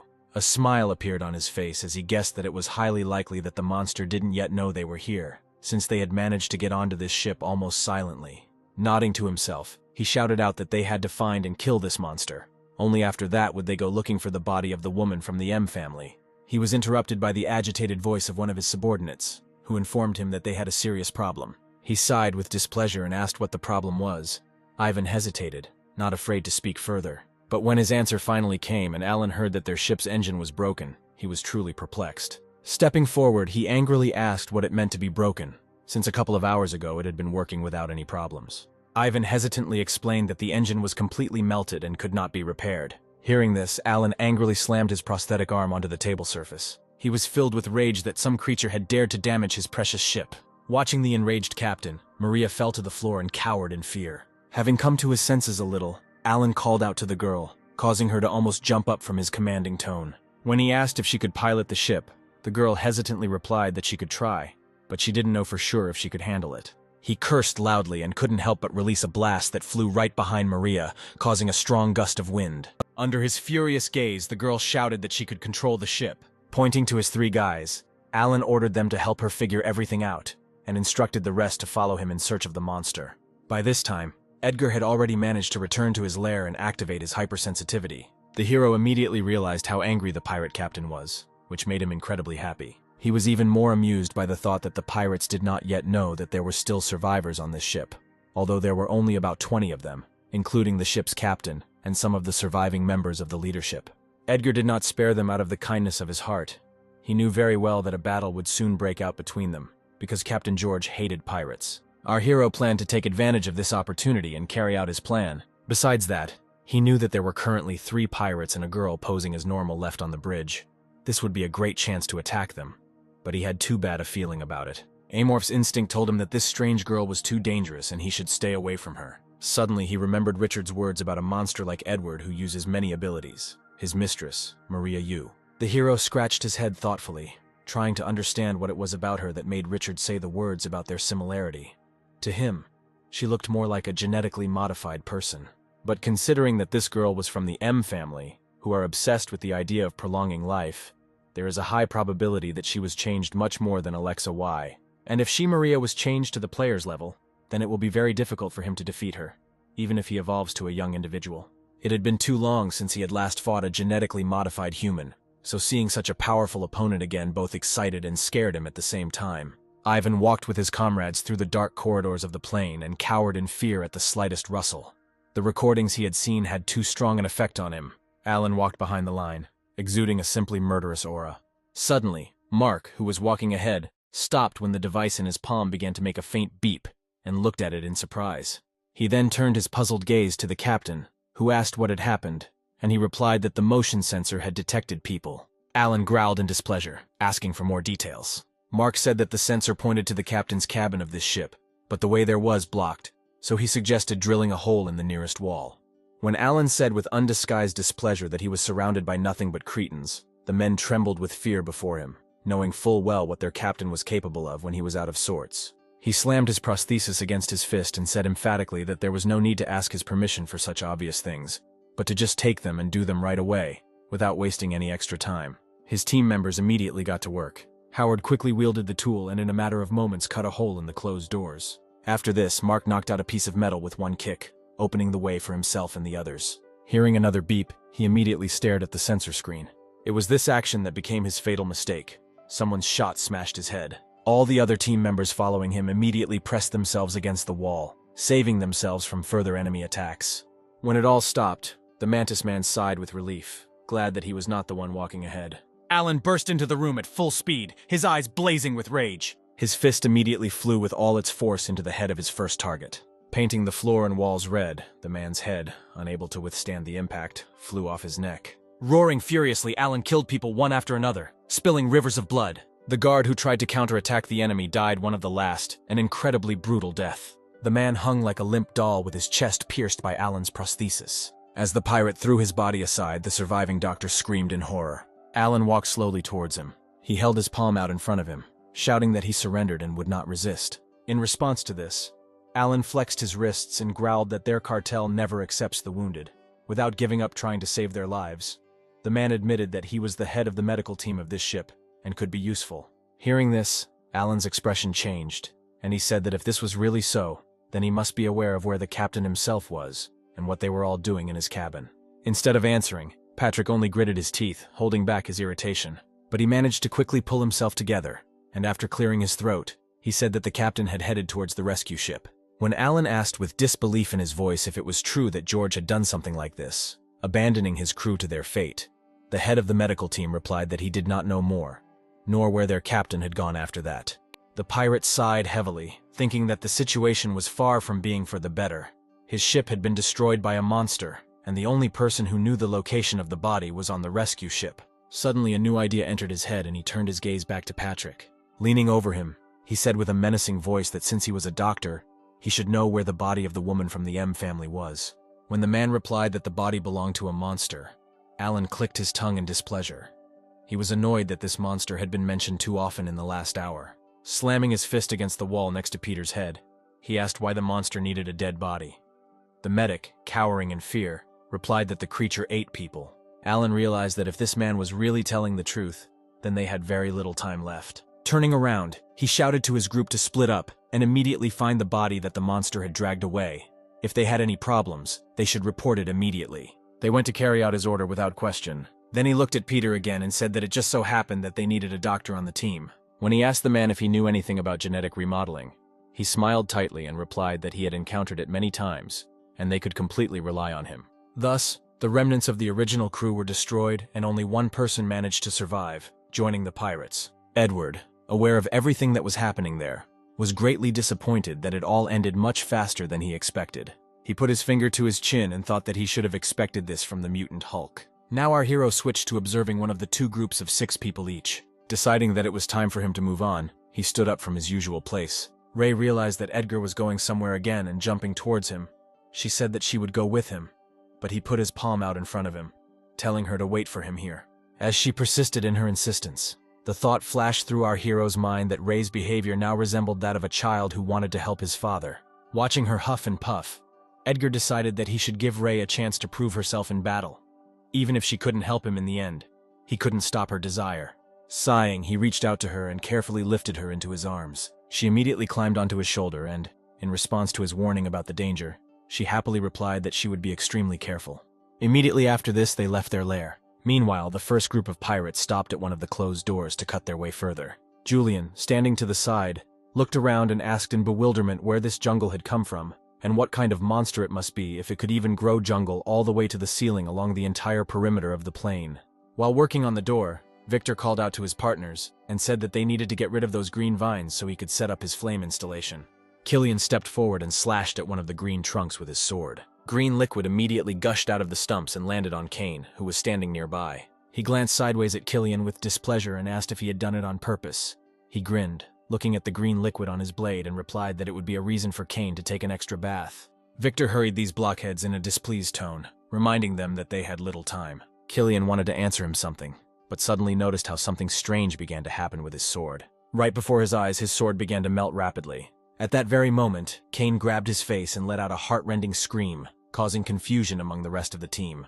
His face, as well as Killian's blade, was rapidly melting under the action of the acid, which penetrated right to his skull. Killian recoiled in horror as his partner fell to the floor, dead. Suddenly he heard a strange sound behind him, and he immediately turned around to check what it was. As soon as he did so, his stomach was pierced by Edgar's powerful paw. The pirate standing a couple of meters away from them froze in horror. The monster in front of them was significantly different from what they saw on the recordings. They grabbed their weapons and began firing at the enemy, intending to kill him. But thanks to his tough skin, no bullets could harm Edgar now. Pushing off the floor with his hind legs, he leapt forward through the hail of bullets flying at him. A couple of seconds later, death cries were heard in the corridor again and blood began to flow like a river. Edgar mercilessly killed one pirate after another, wielding his spiked tentacles. The Mantis Man managed to hold out longer than anyone else only because of his agility. But when Ray attacked him, he didn't have time to dodge. The pirate fell to the floor and began to writhe his whole body, trying to get rid of the amoeba that had latched onto his head. Suddenly, Edgar's attention was drawn to a voice behind him. One of the pirates contacted someone on the radio and, shaking with fear, shouted that there was a monster here and they needed to go back. At that moment, the hero sank his teeth into the man's head, causing him to cry out in pain. Having gotten rid of it, Edgar reached for the radio lying on the floor, from which someone's voice was coming.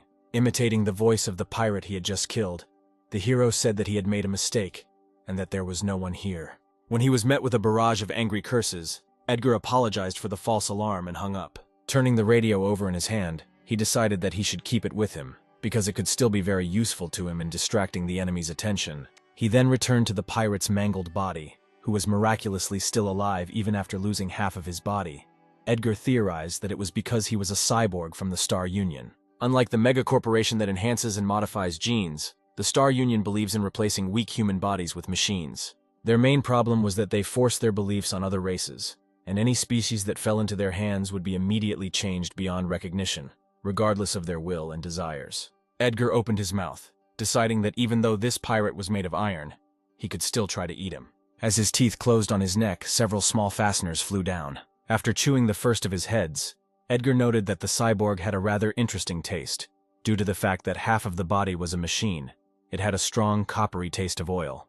While finishing the remains of the pirate, the hero was distracted by a blue window that suddenly appeared in front of him. It said that part of the conditions for evolution into a teenage individual had been fulfilled. He only had to absorb 9 more creatures of the new intelligent race. After studying this message, Edgar immediately remembered that there should be about 12 pirate cyborgs on this ship, and if he ate them, he could immediately move on to the next stage of evolution. Suddenly, Ray jumped on his shoulder and asked what he was worried about. He replied that she didn't need to know that yet. Afterwards, they moved on together, in search of the second group of pirates. It took him only a couple of minutes to catch up, The Sandman tried to fight off the enemy with all his might, continuously firing from the cannon. Not paying attention to this, Edgar got as close to the pirate as possible and grabbed his head with his paw. In one movement, he tore her away from her body along with her spine. Then he brought the severed head closer to himself, peering at it. In this way, he was able to eliminate 2 teams of pirates. Looking towards the remains of his victims, Edgar thought with regret that 3 cyborgs had managed to escape. He slowly approached the remains of the robot people's bodies, thinking that they looked the same as the cyborg from the first group. Everything had melted except for the legs. The hero grabbed the leg that remained of the cyborg, deciding that perhaps he should try to absorb it. Guided by these thoughts, he bit off half of the leg, which consisted entirely of iron. No matter how hard he tried, Edgar couldn't eat it, so he just spat it all back out. And besides, he also didn't get any of the predation effect at all. The hero assumed that the reason was that he was not the one who killed this victim. Thinking about this, he turned his gaze to Ray, who was now actively absorbing her victim. A few moments before the cyborg would have finally died, he pierced his body with his tail. Ray immediately got off her victim and approached Edgar and asked if he was hungry. He pointed at the pirate he had just killed and said that he personally had to kill everyone who looked like that. Afterwards, he pointed to the bodies nearby, saying that she could take care of them for now. She understood him and jumped in the direction indicated. He himself sank down next to the cyborg's body, mentally apologizing to Ray for taking away her sacrifice, but he had no other choice. Suddenly, a voice came from the device attached to the man's shoulder, asking for a report on the situation around him. Other squads immediately began to respond, reporting that everything was clear for them. When it was his turn, Edgar said that they were currently searching for the arsenal, but the bottom was also all clear. Having said this, he began to bite into the flesh of his victim, listening to further reports. Hearing the dissatisfied voice of the signalman, who was expecting to hear a report from the team that had gone to the laboratory, Edgar rejoined the conversation and replied that everything was clean there too, which caused bewilderment in his interlocutor, who said that another team was responsible for that place. After thinking for a moment, Edgar replied that those guys were busy with something else right now. After that, he switched off, noting that these guys were too smart for pirates. He glanced back at Ray worriedly, checking that she was nearby. He still found it hard to believe that he was hanging out with this bubble amoeba. If the gaming community found out about this, they would just go crazy. After all, Amorph is a creature that specializes in acting alone. Once upon a time, Edgar himself was not a friendly person, keeping away from everyone else. After receiving reports from all the reconnaissance groups he had sent, Alan had a strange premonition. He had always been strict about reporting duties due to his military background. And now some idiot has broken his established rules, knowing full well what punishment would follow. His instincts were screaming that this was a trap, and that something had definitely happened to one of the squads. Contacting the groups again, he ordered everyone to go to the lab and check what was going on there. After this, he turned to Peter, asking where the rescue ship and engine room were on this ship. He pointed towards the hole in the wall and asked Alan to follow him. He clenched his fist, thinking that now that his warship was out of action, he needed to think of other escape routes. But before that, he planned to plant a bomb in the engine room on the nuclear engine. Even a small bomb would have been enough for the job. Once he gets away from here, he can get rid of both this ship and the monster that lives here with one click of a button. He was sorry to leave his people on this ship, but Alan was sure that there were still plenty of idiots in space ready to taste the pirate life. He planned to take only 2 people with him, Maria and the doctor. He didn't need anyone else. While thinking about this, he called out to Peter, who, hearing his name, became very frightened and immediately responded to the captain's call.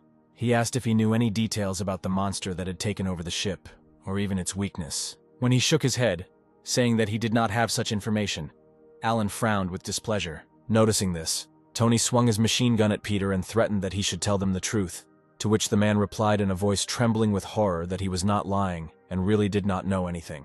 Alan looked the doctor over appraisingly. Understanding his cowardly nature perfectly well, it was not difficult for him to understand that Peter was much more afraid of that monster and would not say a word to them. Then he decided to approach it from a different angle and asked what power and abilities this monster had, to which Peter replied that it moved like a ghost. When Alan asked what it meant, the man explained that the monster devoured a person in the blink of an eye and left no trace behind. Even they did not immediately notice the losses in their ranks for quite a long time. In response to this, the pirate captain said that it was because they were being run by complete idiots. But Peter shook his head, saying that the entire ship was filled with security sensors from top to bottom, and with them in place, the monster avoided them all without ever getting caught, which is something only a ghost could do. Alan found it hard to believe that these words were true, because Peter's story sounded terribly absurd. But just in case, he decided to warn his guys. After contacting them, the captain informed everyone that plans had changed. Edgar also heard that Alan suggested that everyone gather and discuss everything before entering the laboratory. The hero realized that his opponent was quite smart, since he didn't fall for his imitation, which easily fooled people. But even so, it was already too late, because the pirates had already gathered in one place long ago. This time Edgar was going to attack them all at once. He leaned his forehead against the green wall and connected his auxiliary limbs to it. Thus, with the help of the branches that were distributed throughout the ship, his cognitive skills were greatly expanded. The flow of his feelings rushes through his consciousness, taking control of the corridors and rooms of the ship.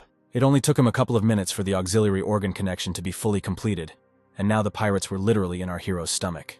Noticing that something was happening, the pirates began to look around in bewilderment. When Edgar released the paralytic spores, a pungent, foul smell spread throughout the corridor, which the pirates could not help but notice. Some people had an immediate reaction to the gas they inhaled. Someone had not yet had time to breathe in the poisoned air and started running. But eventually the paralytic poison caught up with them too, not allowing the pirates to escape far. After that, Edgar detached himself from the green stem, thinking that when he became a juvenile, he would be able to use the nest's facilities more freely. Today he tried this method out of pure curiosity, but it was definitely worth it.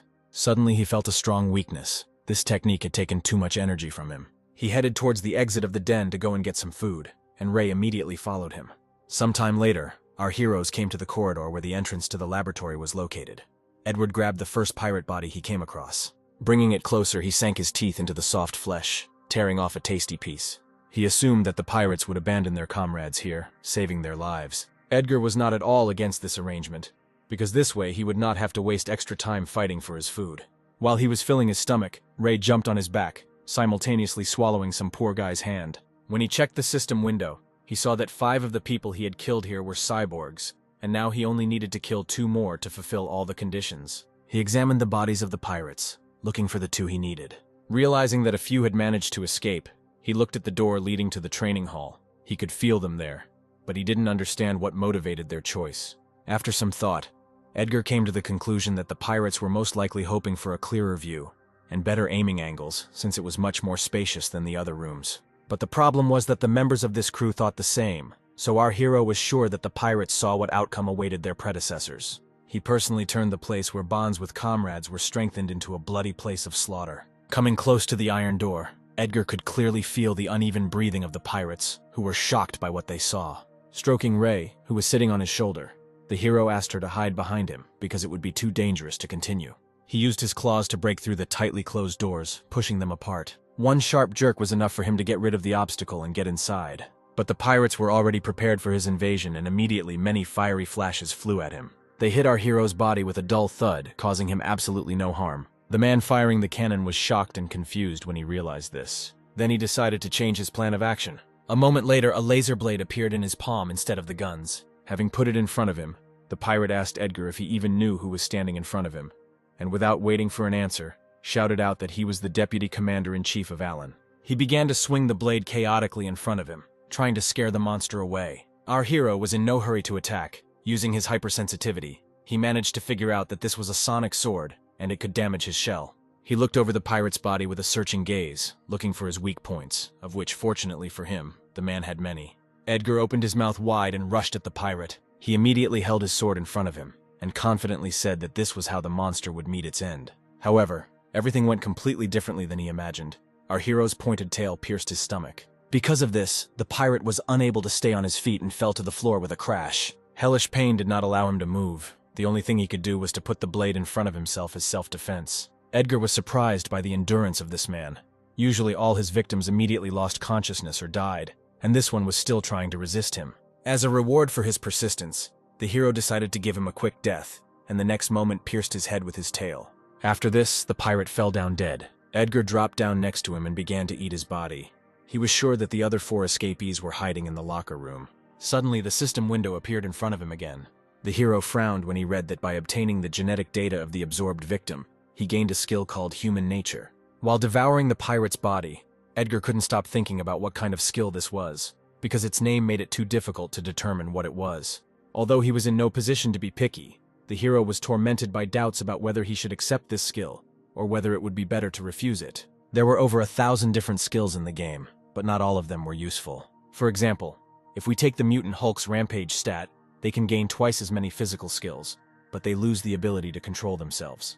Therefore, he feared that this skill would be one of those whose disadvantages greatly outweighed the advantages. Some skills with such ambiguous names were often lethal in a game that was a complete dystopia full of evil creatures. But the main evil was the Star Alliance, which kidnapped people and turned them into robots, and a megacorporation that created monsters by modifying genes. The entire universe of this game was built on the idea that such types of creatures were supposed to be many times superior to human civilization. So a skill that gives an evil creature human-like qualities greatly alarmed our hero. If he takes this skill and his human emotions take over, he will become significantly weakened, like Amorph, who is forced to feed on humans. So for his own safety, he decided to refuse. At that very moment, his entire body seemed to be pierced by a powerful flash of lightning. He looked down at the tiny vibrating tentacles growing from his chin. Edgar realized that in this way his auxiliary image was forcing him to reconsider his decision. Usually these little tentacles had never failed him before. Deciding to trust them, he pressed the agree button. As soon as he did so, a blinding white flash of light filled the room. She disappeared as suddenly as she had appeared. The hero listened to his feelings, but did not notice any changes at all. Then he looked at his body and felt his head, checking if something was coming out of it, but also found nothing. A few moments later, a blue window appeared in front of him again, where a list of available types was presented. Noticing under the type of enhancing superpowers his new skill, Edgar assumed that it was somehow related to mental abilities. Having called up another window, he read the description of the ability itself, and it was written there that at the moment of choice it helps to make the right decision. Our hero was confused and did not know how to properly relate to this skill. He sighed tiredly and closed all the windows, deciding that now he would just focus on fulfilling all the conditions to obtain a new type. At that moment, Ray called out to him, asking if he was okay. He looked at her in surprise and asked what she meant. The amoeba explained that all this time he stood without moving and looked very strange. Edgar sighed and pulled her onto his shoulder, leaving her question unanswered. After that, he moved on. He could smell everyone lurking in the room and wasn't going to let his victims get away this time. Robert heard the desperate cries of his comrades and the crunch of their breaking bones as the monster devoured one pirate after another. The man sincerely did not understand what he had done to deserve all this, because compared to others, he led a more righteous life. Suddenly he heard the monster's footsteps approaching the lockers he was hiding in. Robert pressed the machine gun tighter to his body, trying not to even breathe so as not to give away his presence. He could only pray that Alan would get here before they were all eaten alive. Edgar opened cabinet after cabinet looking for his victim, but when the next locker was empty, he turned away in disappointment and headed in the opposite direction. Hearing the footsteps receding, Robert breathed a sigh of relief, glad that his prayers had been answered. He relaxed and lowered his weapon, promising himself that as soon as this was over, he would run away wherever his eyes looked or even defect to the Star Union. The pirate waited a few seconds, then leaned forward slightly, peering through the gaps in the door. Suddenly his eyes widened in shock as a sharp pain shot through his body. Looking down, he saw that the monster's tail had broken through the closet door and was embedded in his stomach. As soon as his tail disappeared, Edgar's paws poked through the hole. Having freed himself from the flimsy barrier, our hero rushed at the pirate. He screamed in horror at the top of his lungs and begged not to do it, seeing how the monster's mouth opened wide. But Edgar ignored all of this, enjoying his fear. In the end, only a couple of metal parts remained of Robert, which were immediately thrown aside by the heroes. It didn't take him long to absorb the cyborg's body. Edgar was very happy with the thought that all he had to do was find the last pirate, and then he would finally be able to evolve. But the problem was that he was on the bridge in the head section. That strange girl he wants to avoid at all costs is there too. As he left the training room, he decided that his first priority should be the pirate captain. He suddenly stopped, feeling his auxiliary tentacles vibrate again. Only thanks to them he managed to avoid a surprise attack by the enemy in time. Edgar dodged and jumped onto the ceiling. Below him stood an enraged Alan, who was already aware that not only his men, but also his deputy had been killed. Our hero was surprised because he did not expect at all that the enemy would find him first, although in some sense it was even for the better. The mutant Hulk was equipped with useful genes that he was able to absorb from Edgar before he headed to the command bay. Looking behind Alan, he noticed the temporary replacement head of the medical team, who had managed to defect to the pirates. The hero jumped down, deciding that it was not the most important thing now, because this little man would have ended up in his stomach anyway. He glanced at Ray, who was shaking with fear, and ordered her to hide. She instantly jumped off his shoulder and jumped to the side.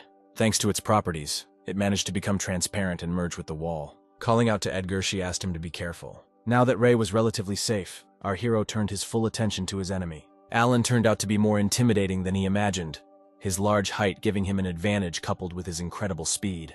Although at first glance it may seem that he simply does not have a single chance after such an opponent, because, among other things, Alan was an improved mutant. Edgar was confident that he would be able to find a loophole and emerge victorious. Meanwhile, the pirates remaining in the main compartment watched everything that was happening at the laboratory through cameras. The men talked quietly among themselves, fighting the urge to go to the aid of their captain. Rudolph looked towards Maria and asked how much longer she had left. She replied that almost everything was ready. Hearing her answer, he asked irritably why this piece of iron was taking so long. The girl explained that it was a ship of an old generation megacorporation, but it had advanced AI. This ship was practically the pinnacle of space and computer engineering, so everything here was much more complicated than in a regular new generation ship. Rudolph sighed heavily and asked her to speed up, returning back to watching the cameras. The girl herself turned her gaze back to the monitors, appreciating Richard's work.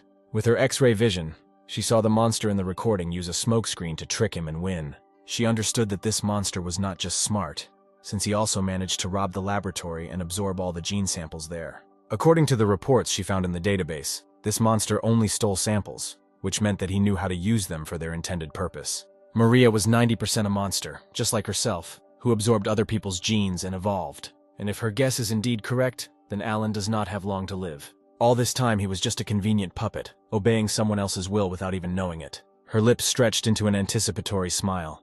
Finally, something interesting was starting where she could have fun too.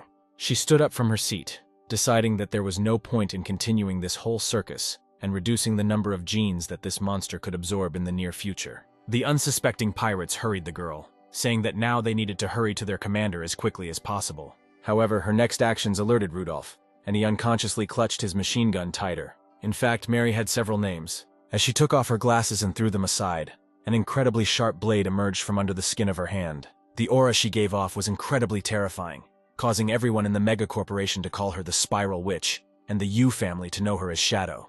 This girl was the pearl of the Yu family's genetic engineering, and the only blood heir to a long-forgotten bloodline.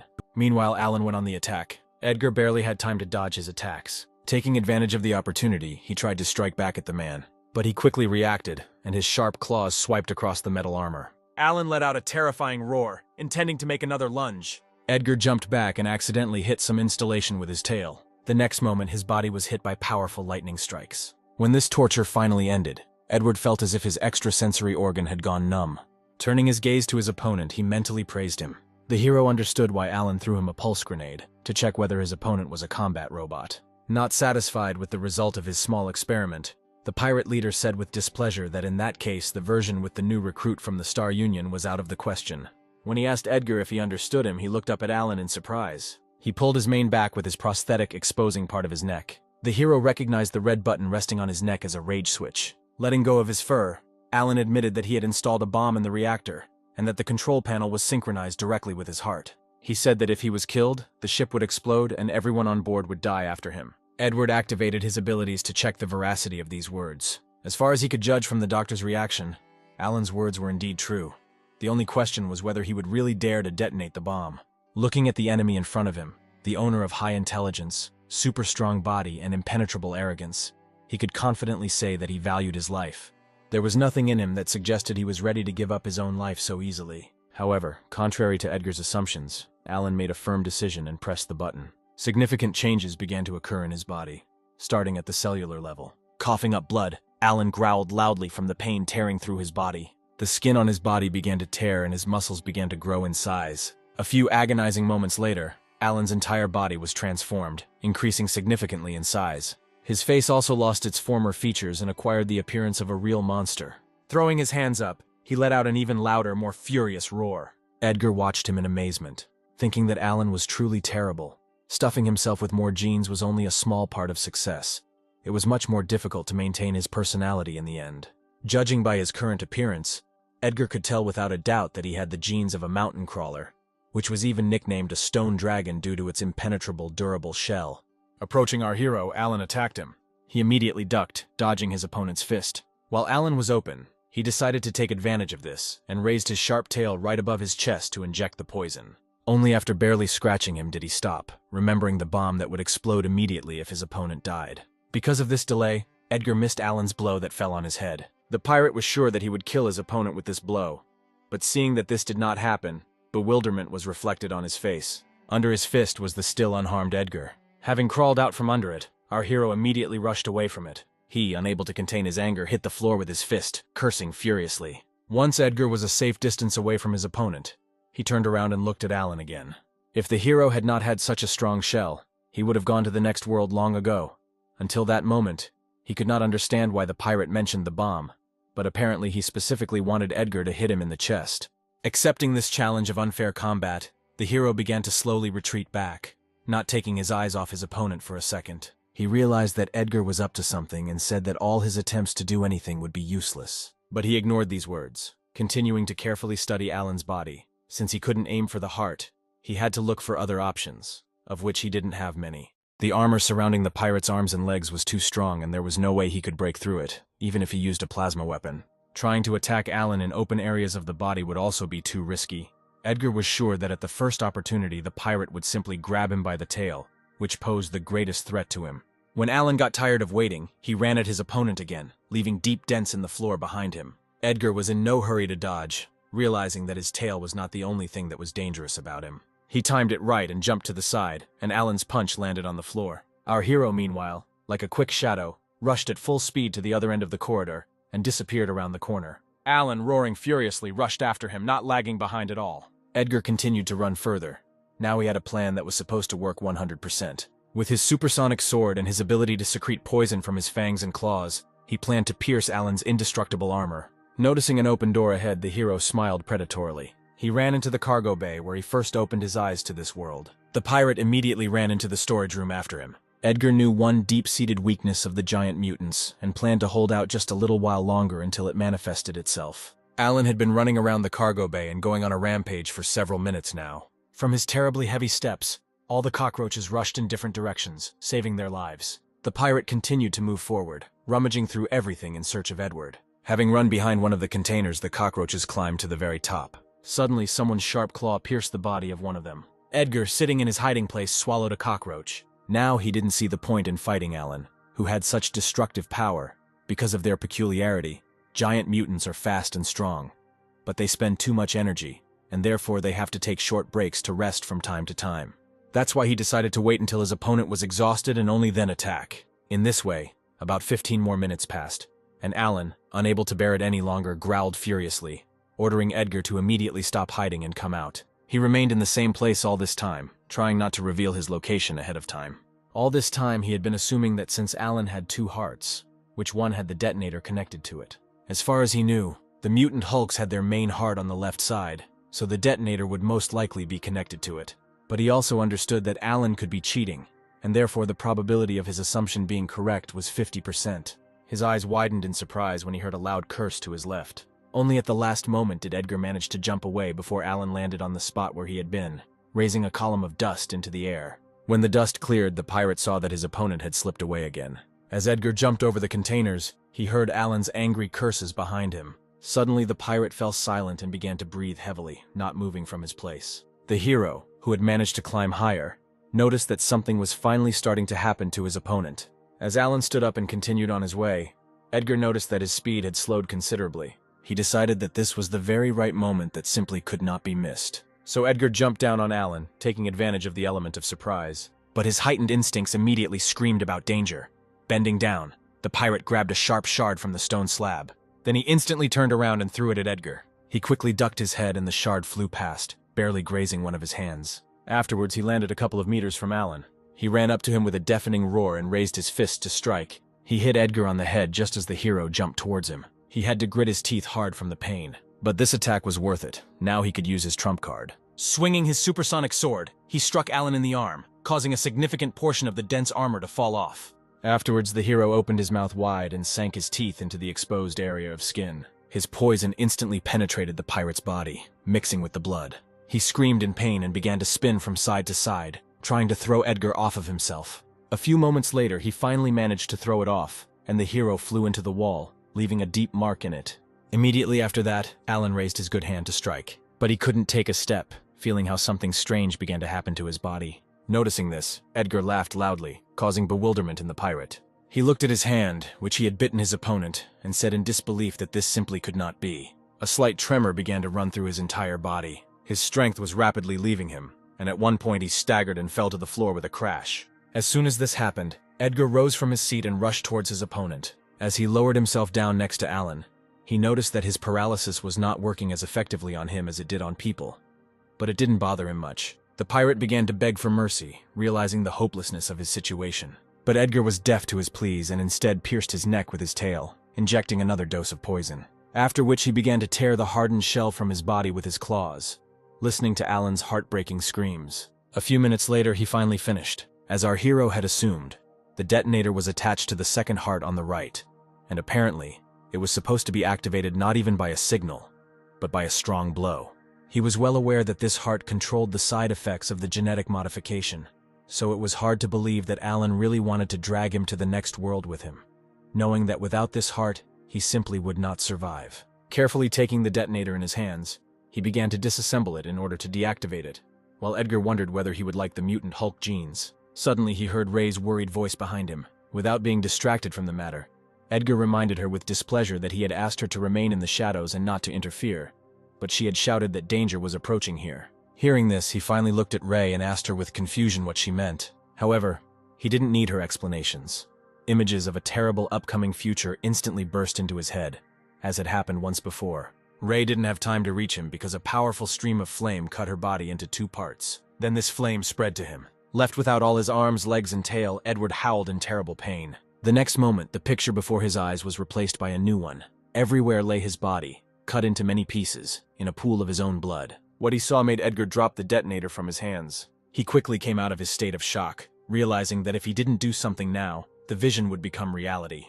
Jumping off Alan's body, he picked up Ray in his arms. Together with her, he rushed as far away from that place as possible. A moment later, he felt the heat of the flame behind his back. The girl who entered the room said that for the first time she missed the target. Smiling broadly, Maria asked Edgar if he really had the ability to foresee the future. The hero tensed up his whole body, noticing how much the girl had changed. He suspected that something was wrong with her and wanted to deal with her last of all. But she came to him herself. From the blade sticking out of her hand, he determined that she had the white Galeron gene mixed with the genes of other high-level beings. The hero understood perfectly well that at his current level, he was not even close to being her rival.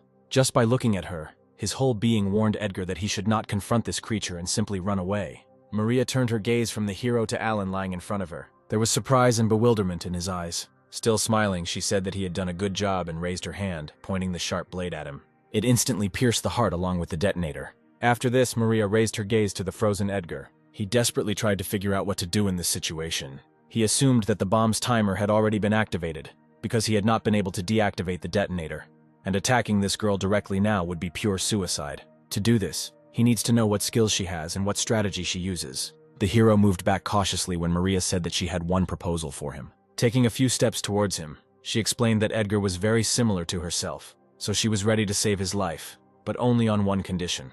With a crooked smile on her lips, Maria said that he should become her pet and serve her faithfully.